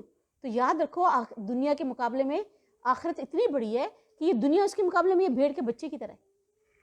یا میرے پروردگار ہمیں دنیا کی حقیقت سمجھا، اور اللہ میں آخرت کی بھی حقیقت سمجھا، کہ جس طرح ماں کے پیٹ سے بندہ دنیا میں آتا ہے اور یہ دنیا اس کے لیے بہت کچھ بن جاتی ہے، پھر ایک دن ایسا آتا ہے جب اس دنیا سے بھی نکل جاتا ہے اور اس سے بھی بڑی دنیا میں داخل ہو جاتا ہے۔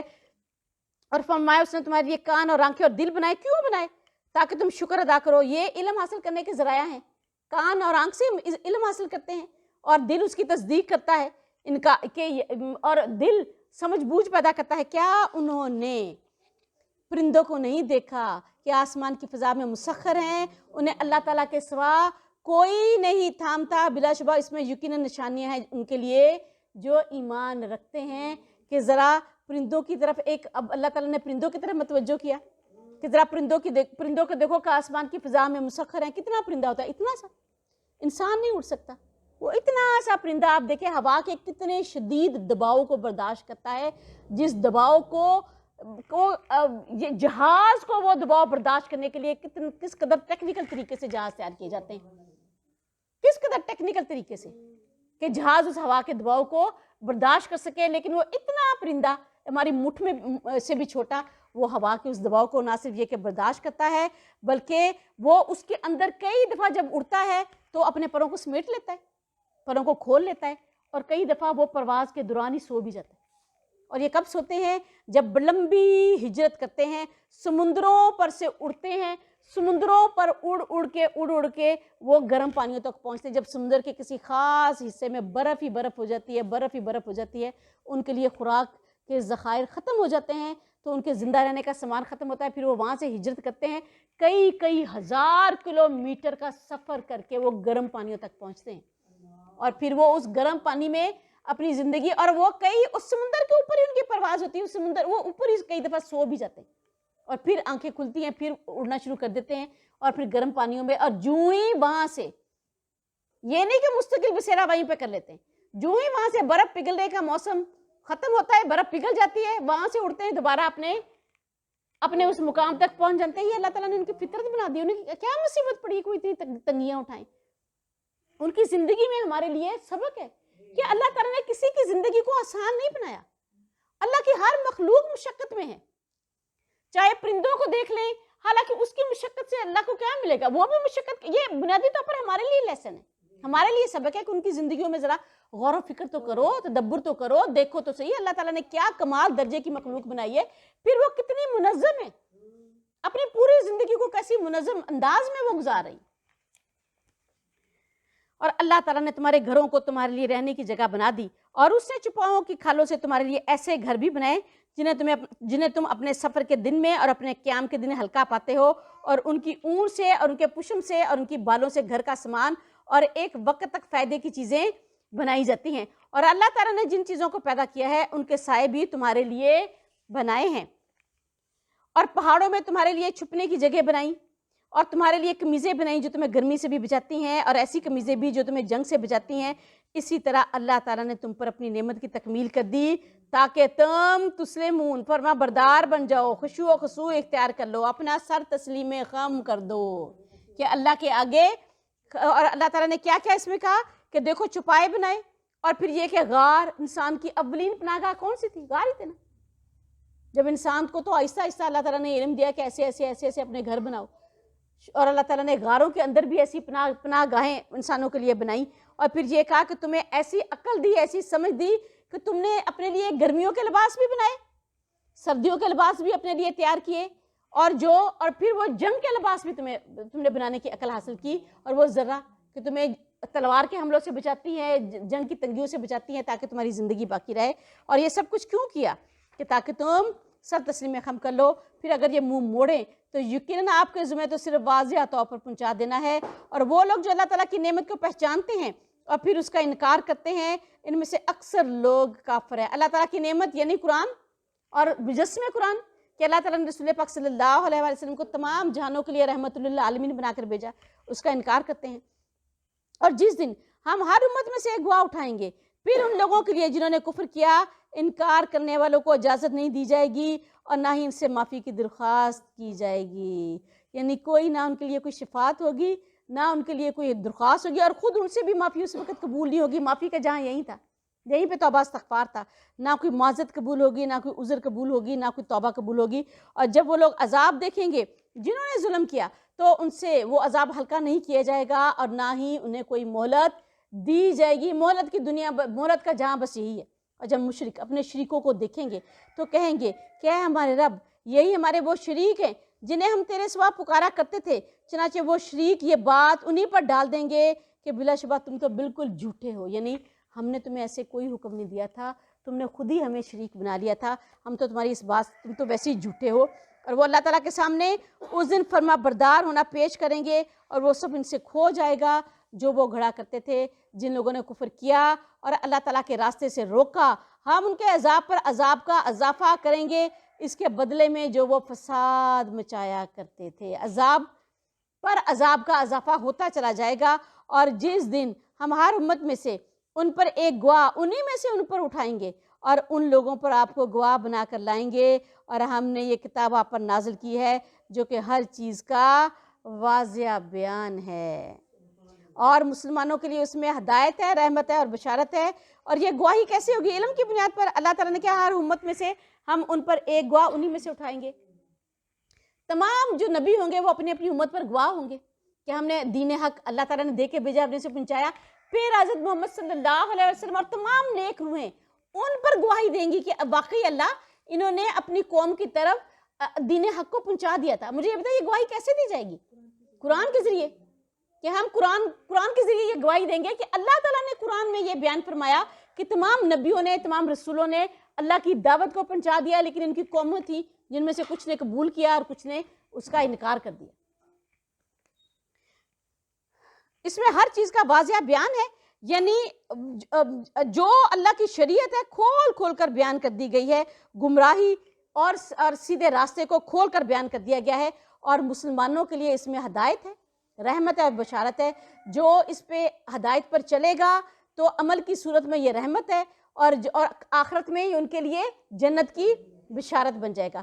یقیناً اللہ تعالیٰ عدل کا اور احسان کا اور رشتہ داروں کو دینے کا حکم دیتا ہے، اور بے حیائی اور برائی اور زیادتی سے روکتا ہے، اور وہ تمہیں نصیحت کرتا ہے تاکہ تم نصیحت حاصل کرو اور تم اللہ تعالیٰ کے عہد کو پورا کرو۔ جب تم آپس میں کوئی عہد کرو اور اپنی قسموں کو پختہ کرنے کے بعد توڑ نہ دیا کرو، جبکہ اللہ تعالیٰ کو تم اپنے اوپر ضامن بنا چکے ہو، اور بلا شبہ اللہ تعالیٰ جانتا ہے جو کچھ بھی تم کرتے ہو۔ حضرت عبداللہ ابن مسعود نے کہا کہ اللہ تعالیٰ نے اس آیت میں تمام کی تمام خیر کو جمع کر دیا ہے، کہ اللہ کس بات کا حکم دیتا ہے؟ سب سے پہلے کیا ہے کہ عدل، کہ عدل کرو، کیونکہ اللہ قائم بالقسط ہو جانا، کہ اور اللہ کے رسول صلی اللہ علیہ وسلم نے فرمایا عدل کرنے والے قیامت کے دن اللہ کے عرش کے سائے تلے ہوں گے۔ اور دوسرا کیا بتایا؟ عدل کے ساتھ احسان۔ احسان کیا ہے؟ حقدار کو حق سے زیادہ دے دینا یا اپنے حق سے تھوڑے پر راضی ہو جانا۔ کسی بھائی کو، کسی بہن کو کسی بھی معاملے میں اس کی کسی بری بات پر صبر کر لینا، تحمل برت لینا، اور اس کا بدلہ برائی کے ساتھ نہ دینا، یہ بھی احسان، کہ اللہ تعالیٰ احسان کا حکم دیتا ہے، یعنی مال سے، بدن سے، اور کہ کسی بھی معاملے میں آپ کسی کو جو بھی فائدہ دے سکتے ہیں وہ اس کو پہنچا دے۔ اور سب سے بڑا عدل کیا ہے؟ لا الہ الا اللہ کی شہادت، اپنے فرض کو جو اللہ تعالیٰ نے ہم پر نافذ کیے ہیں ان کو ادا کرنا، اور ہر میدان میں اپنی زندگی کے ہر عمل میں عدل کو قائم کرنا، لا الہ الا اللہ کے مطابق زندگی گزارنا، یہ عدل ہے۔ اور احسان یہ ہے کہ حق سے کچھ کم پر راضی ہو جانا، اور دوسرا کیا ہے کہ اللہ تعالیٰ نے رشتہ داروں کو دینے کا حکم دیا ہے، کہ ہر طریقے کے ساتھ ان کے ساتھ جو بھی معاملہ کر سکتے ہو، صلہ رحمی کا کر سکتے ہو، احسان کا کر سکتے ہو، تو اپنے مالوں میں ان کے حق کو تسلیم کرو اور ان کو ہر لحاظ سے احسان ان کے ساتھ کرو، اور بے حیائی اور برائی اور زیادتی سے روکتا ہے۔ اللہ کے رسول صلی اللہ علیہ وسلم نے فرمایا حیا ایمان کا ٹکڑا ہے، اور ایمان کا انجام جنت ہے، اور بے حیائی ظلم ہے، اور ظلم کا انجام جہنم ہے۔ اور اس کے بعد اللہ تعالیٰ نے برائی سے روکا کہ ہر طرح کی برائی اور حق تلفی کیا ہے؟ ہر چیز اس کے اندر آ جاتا ہے، سود آ جاتا ہے، غیبت آ جاتی ہے، چگلی، جو بھی حق آپ کسی کا ایک ادنا درجے میں بھی مار لیں وہ کسی کی حق تلفی ہے۔ اور اللہ تعالیٰ نے کیا کہا کہ وہ تمہیں نصیحت کرتا ہے تاکہ تم نصیحت حاصل کرو، اور اللہ تعالیٰ کے ساتھ جو وعدے کیے ان کو بھی پورا کرو، اور جو آپس میں تم نے قسمیں کھا کر وعدہ کیے ان کو پورا کرو، اور اب پختہ قسمیں کھانے کے بعد ان کو مت توڑو جبکہ تم نے اللہ کو اس پر گواہ بنایا ہے۔ اور تم اس عورت جیسے نہ ہو جاؤ جس نے مضبوط کرنے کے بعد اپنا سوٹ توڑ کر ٹکڑے ٹکڑے کا ڈالا، اور تم اپنی قسموں کو آپس میں فریب کا ذریعہ بناتے ہو تاکہ ایک گروہ دوسرے گروہ سے فائدے میں بڑھ جائے۔ یقین اللہ تعالیٰ اس کے ساتھ تمہیں آزماتا ہے، اور قیامت کے دن وہ تمہارے لیے ضرور بیان کرے گا جس میں تم اختلاف کیا کرتے تھے۔ اس عورت کی طرح نہ ہو جاؤ، یعنی کہا جاتا ہے کہ یعنی آپ اس کو ایک ایگزامپل کے طور پر لے، لیکن ہو بھی سکتا ہے کہ حقیقت میں کوئی ایسی عورت موجود بھی رہی ہو جو سوت کاٹتی ہو پھر اس کو رات کو توڑ دیتی ہو۔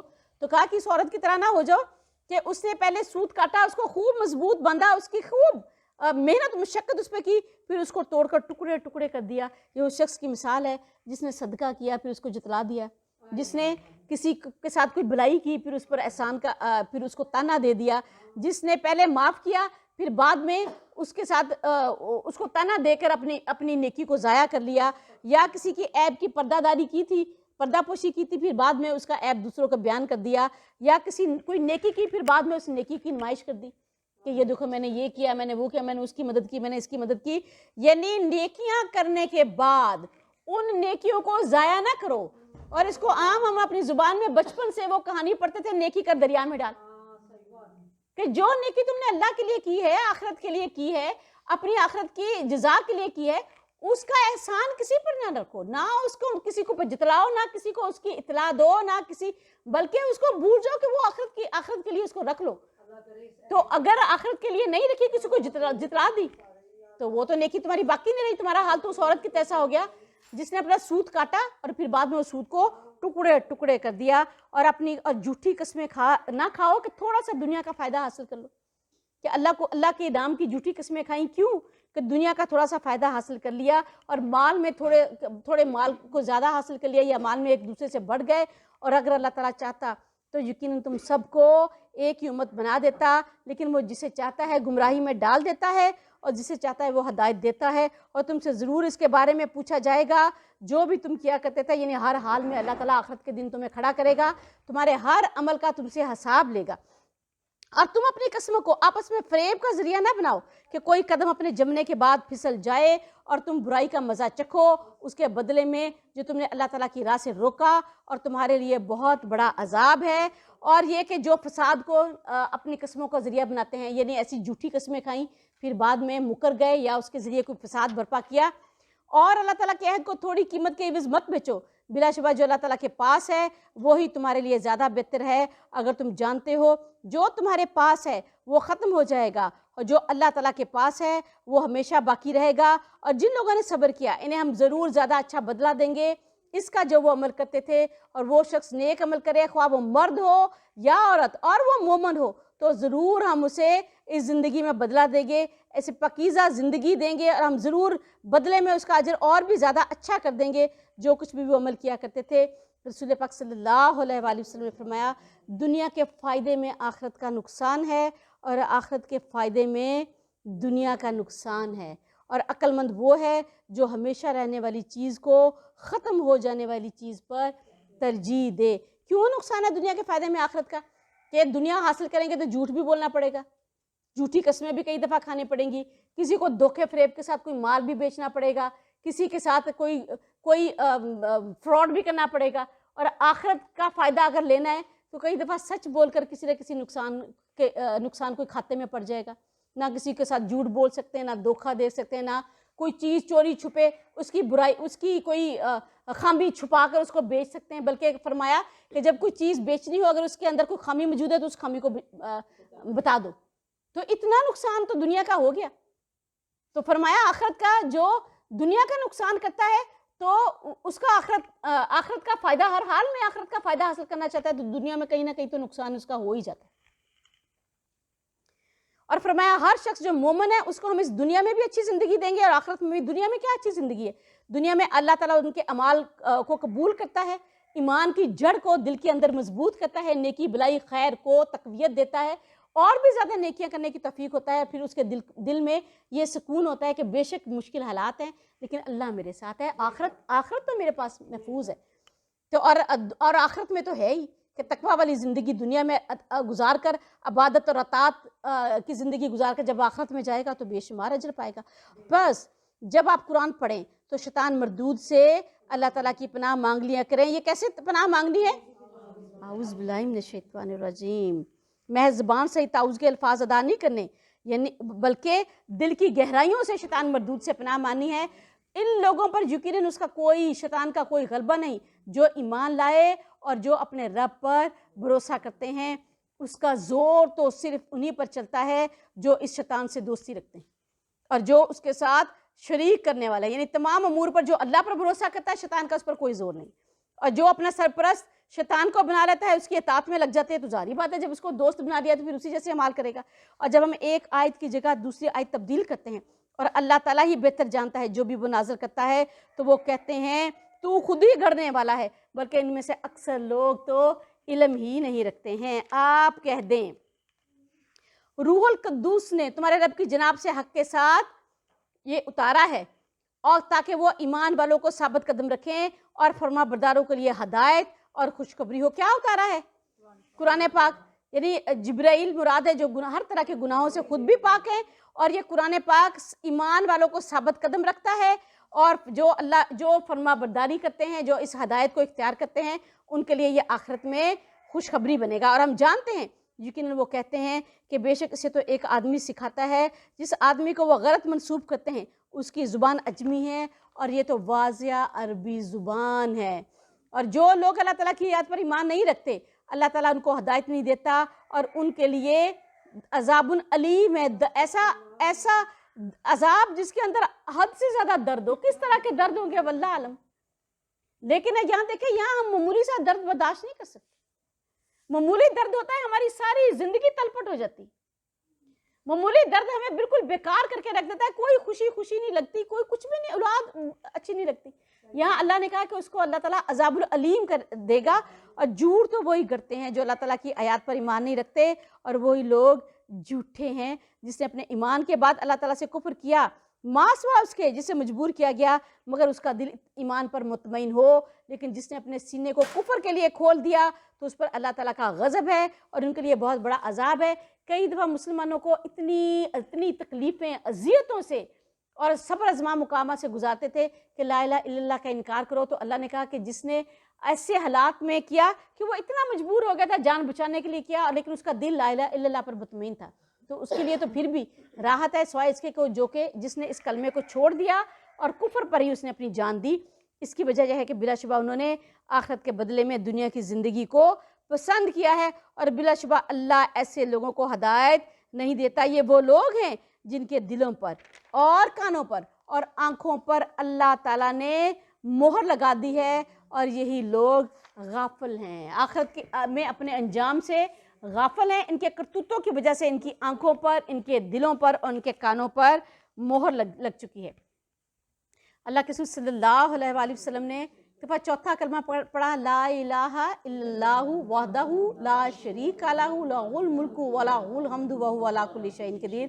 چوتھا کلمہ پڑھا اور آپ نے کہا جس نے صبح کے وقت اس کو ایک دفعہ پڑھ لیا تو وہ شام تک اللہ کے قلعے میں محفوظ ہو گیا، اور جو اس کو شام کو ایک دفعہ پڑھ لے تو وہ صبح تک اللہ کے قلعے میں محفوظ ہو گیا، یعنی شیطان مردود سے اللہ تعالیٰ اس کو پناہ عطا فرماتا ہے۔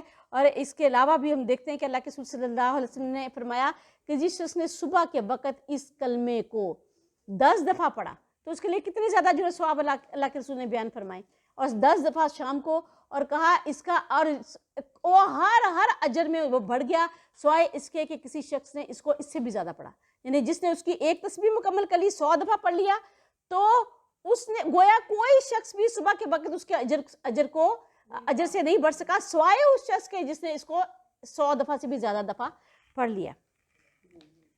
اور غافل دل کیا ہے؟ اللہ کے رسول صلی اللہ علیہ وسلم نے فرمایا جو شخص ایک دن میں روزانہ 100 آیات نازل کرتا ہے، روزانہ 100 آیات کی تلاوت کرتا ہے تو اللہ تعالیٰ اس کے دل کو غافل ہونے سے بچاتا ہے۔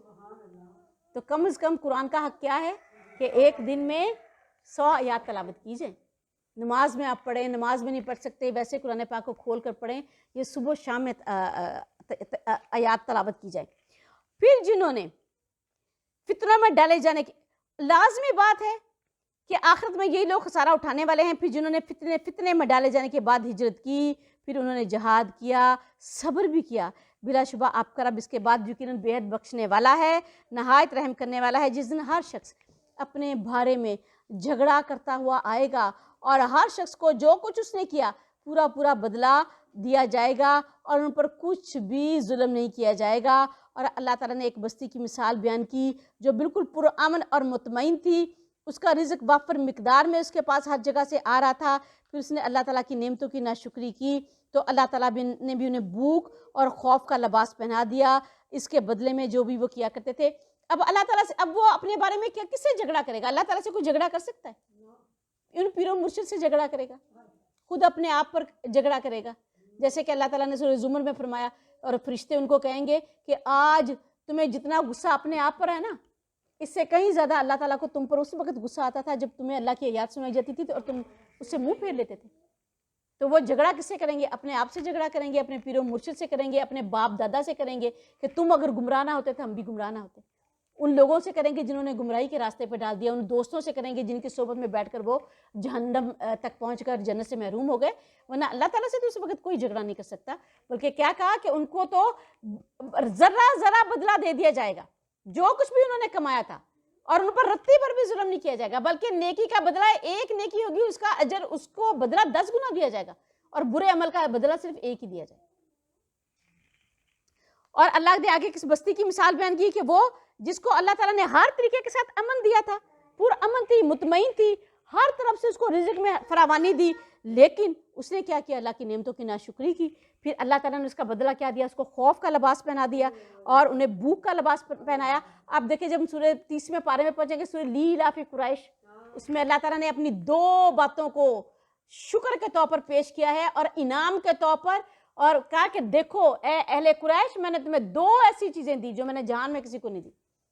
بھوک میں نے تمہیں بھوک کا کوئی خوف نہیں دیا، اور میں نے تمہیں کوئی بدامنی کا خوف نہیں دیا۔ خوف، آپ دیکھیں ہماری پوری زندگی میں 2 ہی چیزیں ہوتی ہیں، اگر ہمیں ان سے امن مل جائے تو ہماری زندگی بڑی پرامن ہوتی ہے۔ ایک یہ کہ ہمارے لیے کھانے پینے کا انتظام وافر ہے، ہم بھوکے نہیں مریں گے، دوسرا ہمیں کسی چیز کا خوف نہ ہو۔ یہ 2 ہی چیزیں ہیں نا، بھوک اور خوف، جو کہ انسان کی زندگی کو اللہ نے کہا کہ انہیں بھوک، پھر اللہ نے نعمتوں کی ناشکری کی وجہ سے انہیں بھوک اور خوف کا لباس پہنا دیا، اس کے بدلے میں جو بھی وہ کیا کرتے تھے۔ اور بلا شبہ یقیناً ان کے پاس انہی میں سے ایک رسول آ گیا تو انہوں نے اس کو جھٹلا دیا، تو عذاب نے انہیں اس حال میں پکڑ لیا کہ وہ ظالم تھے۔ سو کھاؤ اس میں سے جو اللہ تعالیٰ نے تمہیں حلال اور پاک رزق دیا ہے، اور اللہ تعالیٰ کی نعمت کا شکر ادا کرو اگر تم صرف اسی کی عبادت کرتے ہو۔ اور اس نے تم پر حرام کیا مردار اور خون اور سور کا گوشت، اور وہ جس پر غیر اللہ کا نام پکارا جائے، پر جو شخص مجبور کر دیا جائے، شرط یہ ہے کہ وہ سرکشی کرنے والا نہ ہو اور نہ ہی وہ حد سے بڑھنے والا ہو، تو یقیناً اللہ تعالیٰ بے حد بخشنے والا، نہایت رحم کرنے والا ہے۔ مجبور ہو گیا یعنی کسی کو قید میں کر دیا، جیسے مکہ میں کئی غلاموں کو قید کر دیا گیا، کسی نے اپنے بھائی کو قید کر دیا، کسی نے بیٹوں کو قید کر دیا۔ سہیل بن عمرو نے اپنے دونوں بیٹے قید کر دیے تھے، زنجیروں کے ساتھ باندھ دیا تھا جب وہ مسلمان ہوئے، تو کہا کہ ایسی حالت میں کوئی ایسا مردار پیش کیا جائے تو ظاہری بات ہے وہ بھوکے ہیں اور اپنی جان بچانے کے لیے بقدر ضرورت کھا سکتے ہیں، ان پر کوئی الزام نہیں، لیکن یہ کہ غیر اللہ کا نام پکارا جائے یعنی کسی آستانے پر، کسی قبر پر، کسی بت کے لیے اس کو بت کے نام پر اس کو ذبح کیا جائے تو وہ بھی حرام ہے۔ اور جن کے متعلق تمہاری زبانیں جھوٹ گھڑتی ہیں ان کے بارے میں مت کہو کہ یہ حلال ہے وہ حرام ہے کہ تم اللہ تعالیٰ پر جھوٹ باندھو، یقیناً جو لوگ اللہ تعالیٰ پر جھوٹ باندھتے ہیں وہ کامیاب نہیں ہوں گے۔ حلال اور حرام طے کرنے کا اختیار صرف اللہ تعالیٰ کا ہے، اور یہی اللہ کی شریعت ہے۔ جو خود سے کسی حلال چیز کو حرام بنا لے یا کوئی حرام یا کسی حلال چیز کے بارے میں کہہ دے یہ حرام ہے، تو یاد رکھیں یہ اس نے کیا کیا؟ اللہ تعالیٰ اپنے پاس سے دین کو کر دیا اور اللہ تعالیٰ پر تہمت لگائی، جبکہ اس لیے ہم عام طور پہ دیکھتے ہیں معمولی چیزوں کے متعلق ہم کہتے ہیں حرام ہے حرام ہے، ہماری زبان پہ کلمہ پڑا ہوا ہے۔ تو یاد رکھیں کہ اللہ تعالیٰ اپنے پاس سے کسی چیز کو حرام ٹھہرا لینا، اللہ تعالیٰ نے کہا یہ اپنے پاس سے شریعت کرنے کے مترادف ہے، تو تھوڑا سا فائدہ ہے، اور پھر تو ان کے لیے بہت بڑا عذاب ہے، کن کے لیے؟ جو اللہ تعالیٰ پر جھوٹ کرتے ہیں۔ اور جو لوگ یہودی بن گئے ان پر ہم نے وہ تمام چیزیں حرام کر دی تھیں جو ہم اس سے پہلے آپ کو بتا چکے ہیں، اور ہم نے ان پر ظلم نہیں کیا تھا لیکن وہ خود ہی اپنے اوپر ظلم کیا کرتے تھے۔ پھر یقیناً آپ کا رب ان کے لیے جنہوں نے جہالت کی وجہ سے برائی کا ارتکاب کیا پھر اس کے بعد انہوں نے توبہ کر لی اور اپنی اصلاح کر لی، تو یقیناً آپ کا رب اس کے بعد بے حد بخشنے والا ہے، نہایت رحم کرنے والا ہے۔ کوئی بھی برائی کا ارتکاب ان سے ہو گیا تو شاید فوراً ان کو احساس ہو گیا برائی ایسی چیز ہے جب انسان کر لیتا ہے ایک لمحے میں اس کے اندر جو اللہ تعالیٰ نے سسٹم رکھا ہے نا وہ الارم بجنا شروع ہو جاتا ہے، وہ ضمیر بتا دیتا ہے کہ یہ برائی ہوگی۔ اس لیے اللہ تعالیٰ نے کہا کہ اگر مولوی تمہیں فتویٰ دے دے تب بھی کیا کرو، اپنے دل سے فتویٰ طلب کرو، کہ تمہارا ضمیر تمہارے اندر موجود ہے، تمہیں بتا دے گا سچ کیا ہے، جھوٹ کیا ہے، صحیح ہے غلط ہے۔ تو کوئی بھی برائی ہو گئی ہے فوراً توبہ کر لو، اور پھر توبہ کرنا ہی کافی نہیں ہے، اس کے بعد جو اپنی اصلاح کر لے تو وہ اپنے رب کو بڑا بخشنے والا اور رحم کرنے والا پائے گا۔ اللہ کے رسول صلی اللہ علیہ وآلہ وسلم نے فرمایا جو شخص گناہ کرنے کے بعد نیکی کرتا ہے، جو شخص گناہ کرنے کے بعد کوئی نیکی کرتا ہے تو وہ اس آدمی کی طرح ہے جس نے بڑی تنگ ذرہ پہن لی اور وہ اس کا گھرا گھونٹ رہی ہو، پھر وہ ایک نیکی کرتا ہے تو اس کا ایک حلقہ کھل جاتا ہے، پھر وہ دوسری نیکی کرتا ہے تو اس کا دوسرا حلقہ کھل جاتا ہے، پھر وہ تیسری نیکی کرتا ہے تو اس کا تیسرا حلقہ کھل جاتا ہے، یہاں تک کہ ہوتے ہوتے وہ ذرا اتنی ڈھیلی ہو جاتی ہے کہ اس کے بدن سے گر کے نیچے گر جاتی ہے۔ یہ اس کی مثال ہے کہ جس شخص سے گناہ ہوا اس نے اپنے گناہ کو پہچان لیا، توبہ کی، استغفار کیا اور اللہ تعالیٰ کی طرف رجوع کیا اور اپنی اصلاح کر لی، اور پھر اس کے بعد وہ نیکیوں میں لگ گیا کہ اس نیکیوں کی وجہ سے اللہ تعالیٰ میرے گناہوں کو معاف کر دے، تو اللہ تعالیٰ نے اس کی مثال دیکھی کتنی، اللہ کے رسول نے کتنی خوبصورت مثال بیان کی۔ یقیناً ابراہیم ایک امت تھا، اللہ تعالیٰ کا فرمان بردار، ایک اللہ کی طرف ہو جانے والا، اور وہ مشرکوں میں سے نہ تھا، اور اللہ تعالیٰ کے انعامات کا شکر ادا کرنے والا تھا، اور اس نے اسے منتخب کر لیا تھا اور سیدھے راستے کی طرف اسے ہدایت دیتی، وَهَدَاهُ إِلَىٰ صِرَاطٍ مُسْتَقِيمٍ، اور صراط مستقیم کی طرف انہیں ہدایت دیتی، اور ہم نے اسے دنیا میں بھلائی دی اور بلا شبہ آخرت میں وہ نیک لوگوں میں سے ہوگا۔ دنیا میں کیا دیا؟ حسنہ، وَآتِنَا فِي الدُّنْيَا حسنہ، ہم یہی پڑھتے ہیں نا، ربنا آتنا فی الدنیا حسنۃ وفی الآخرۃ حسنہ وقنا عذاب النار۔ تو اللہ تعالیٰ نے وآتیناہ فی الدنیا حسنہ کہ اللہ تعالیٰ نے انہیں دنیا میں حسنہ عطا فرمایا۔ دنیا کا حسنہ کیا ہے؟ نیکی بلائی خیر میں تمیز، نیکی بلائی خیر کی توفیق، نیکی بلائی خیر کا عمل، یہ سب دنیا کا حسنہ ہے۔ ہم نے سمجھ لیا بہت زیادہ مال مل گیا تو ہمیں دنیا ہماری حسین ہو گئی۔ تو حسنہ کیا ہے کہ اللہ تعالیٰ نے جو ابراہیم علیہ السلام کو عطا کیا کہ بہت زیادہ مال دے دیا تھا، نیکی بلائی خیر ہی عطا کی تھی نا، تو یاد رکھیں دنیا کا حسنہ یہ ہے، اور آخرت میں وہ بہت ہی بلا شبہ نیک لوگوں میں سے ہوگا۔ پھر ہم نے آپ کی طرف وحی کی ہے کہ آپ ابراہیم کی ملت کی پیروی کریں جو ایک طرف کی طرف ہو جانے والے تھا اور وہ مشرکوں میں سے نہ تھا، یکسو تھا۔ حنیفہ سے متعلق، حنیف کا مطلب ہوتا ہے ایسا شخص، ایسی روح، ایسا نفس جو ہر طرف سے اپنا رخ موڑ لے اور اللہ کی طرف اپنا رخ کر لے، یعنی ہر چیز سے، اپنے نفس سے، شیطان سے، اپنی خواہشات سے، اپنی دنیا سے، مال سے، ہر چیز سے اس نے اپنا رخ موڑ لیا ہے اور موڑ کر اپنا رخ اللہ تعالیٰ کی طرف کر لیا ہے۔ اور حضرت ابراہیم علیہ السلام تھے جن کے متعلق اللہ تعالیٰ نے کہا کہ ابراہیم تو وہ ہے جس نے وفا کا حق ادا کر دیا، خلیل اللہ ہے، اللہ کے دوست بن گئے، اللہ نے ان کو اپنا دوست بنا لیا۔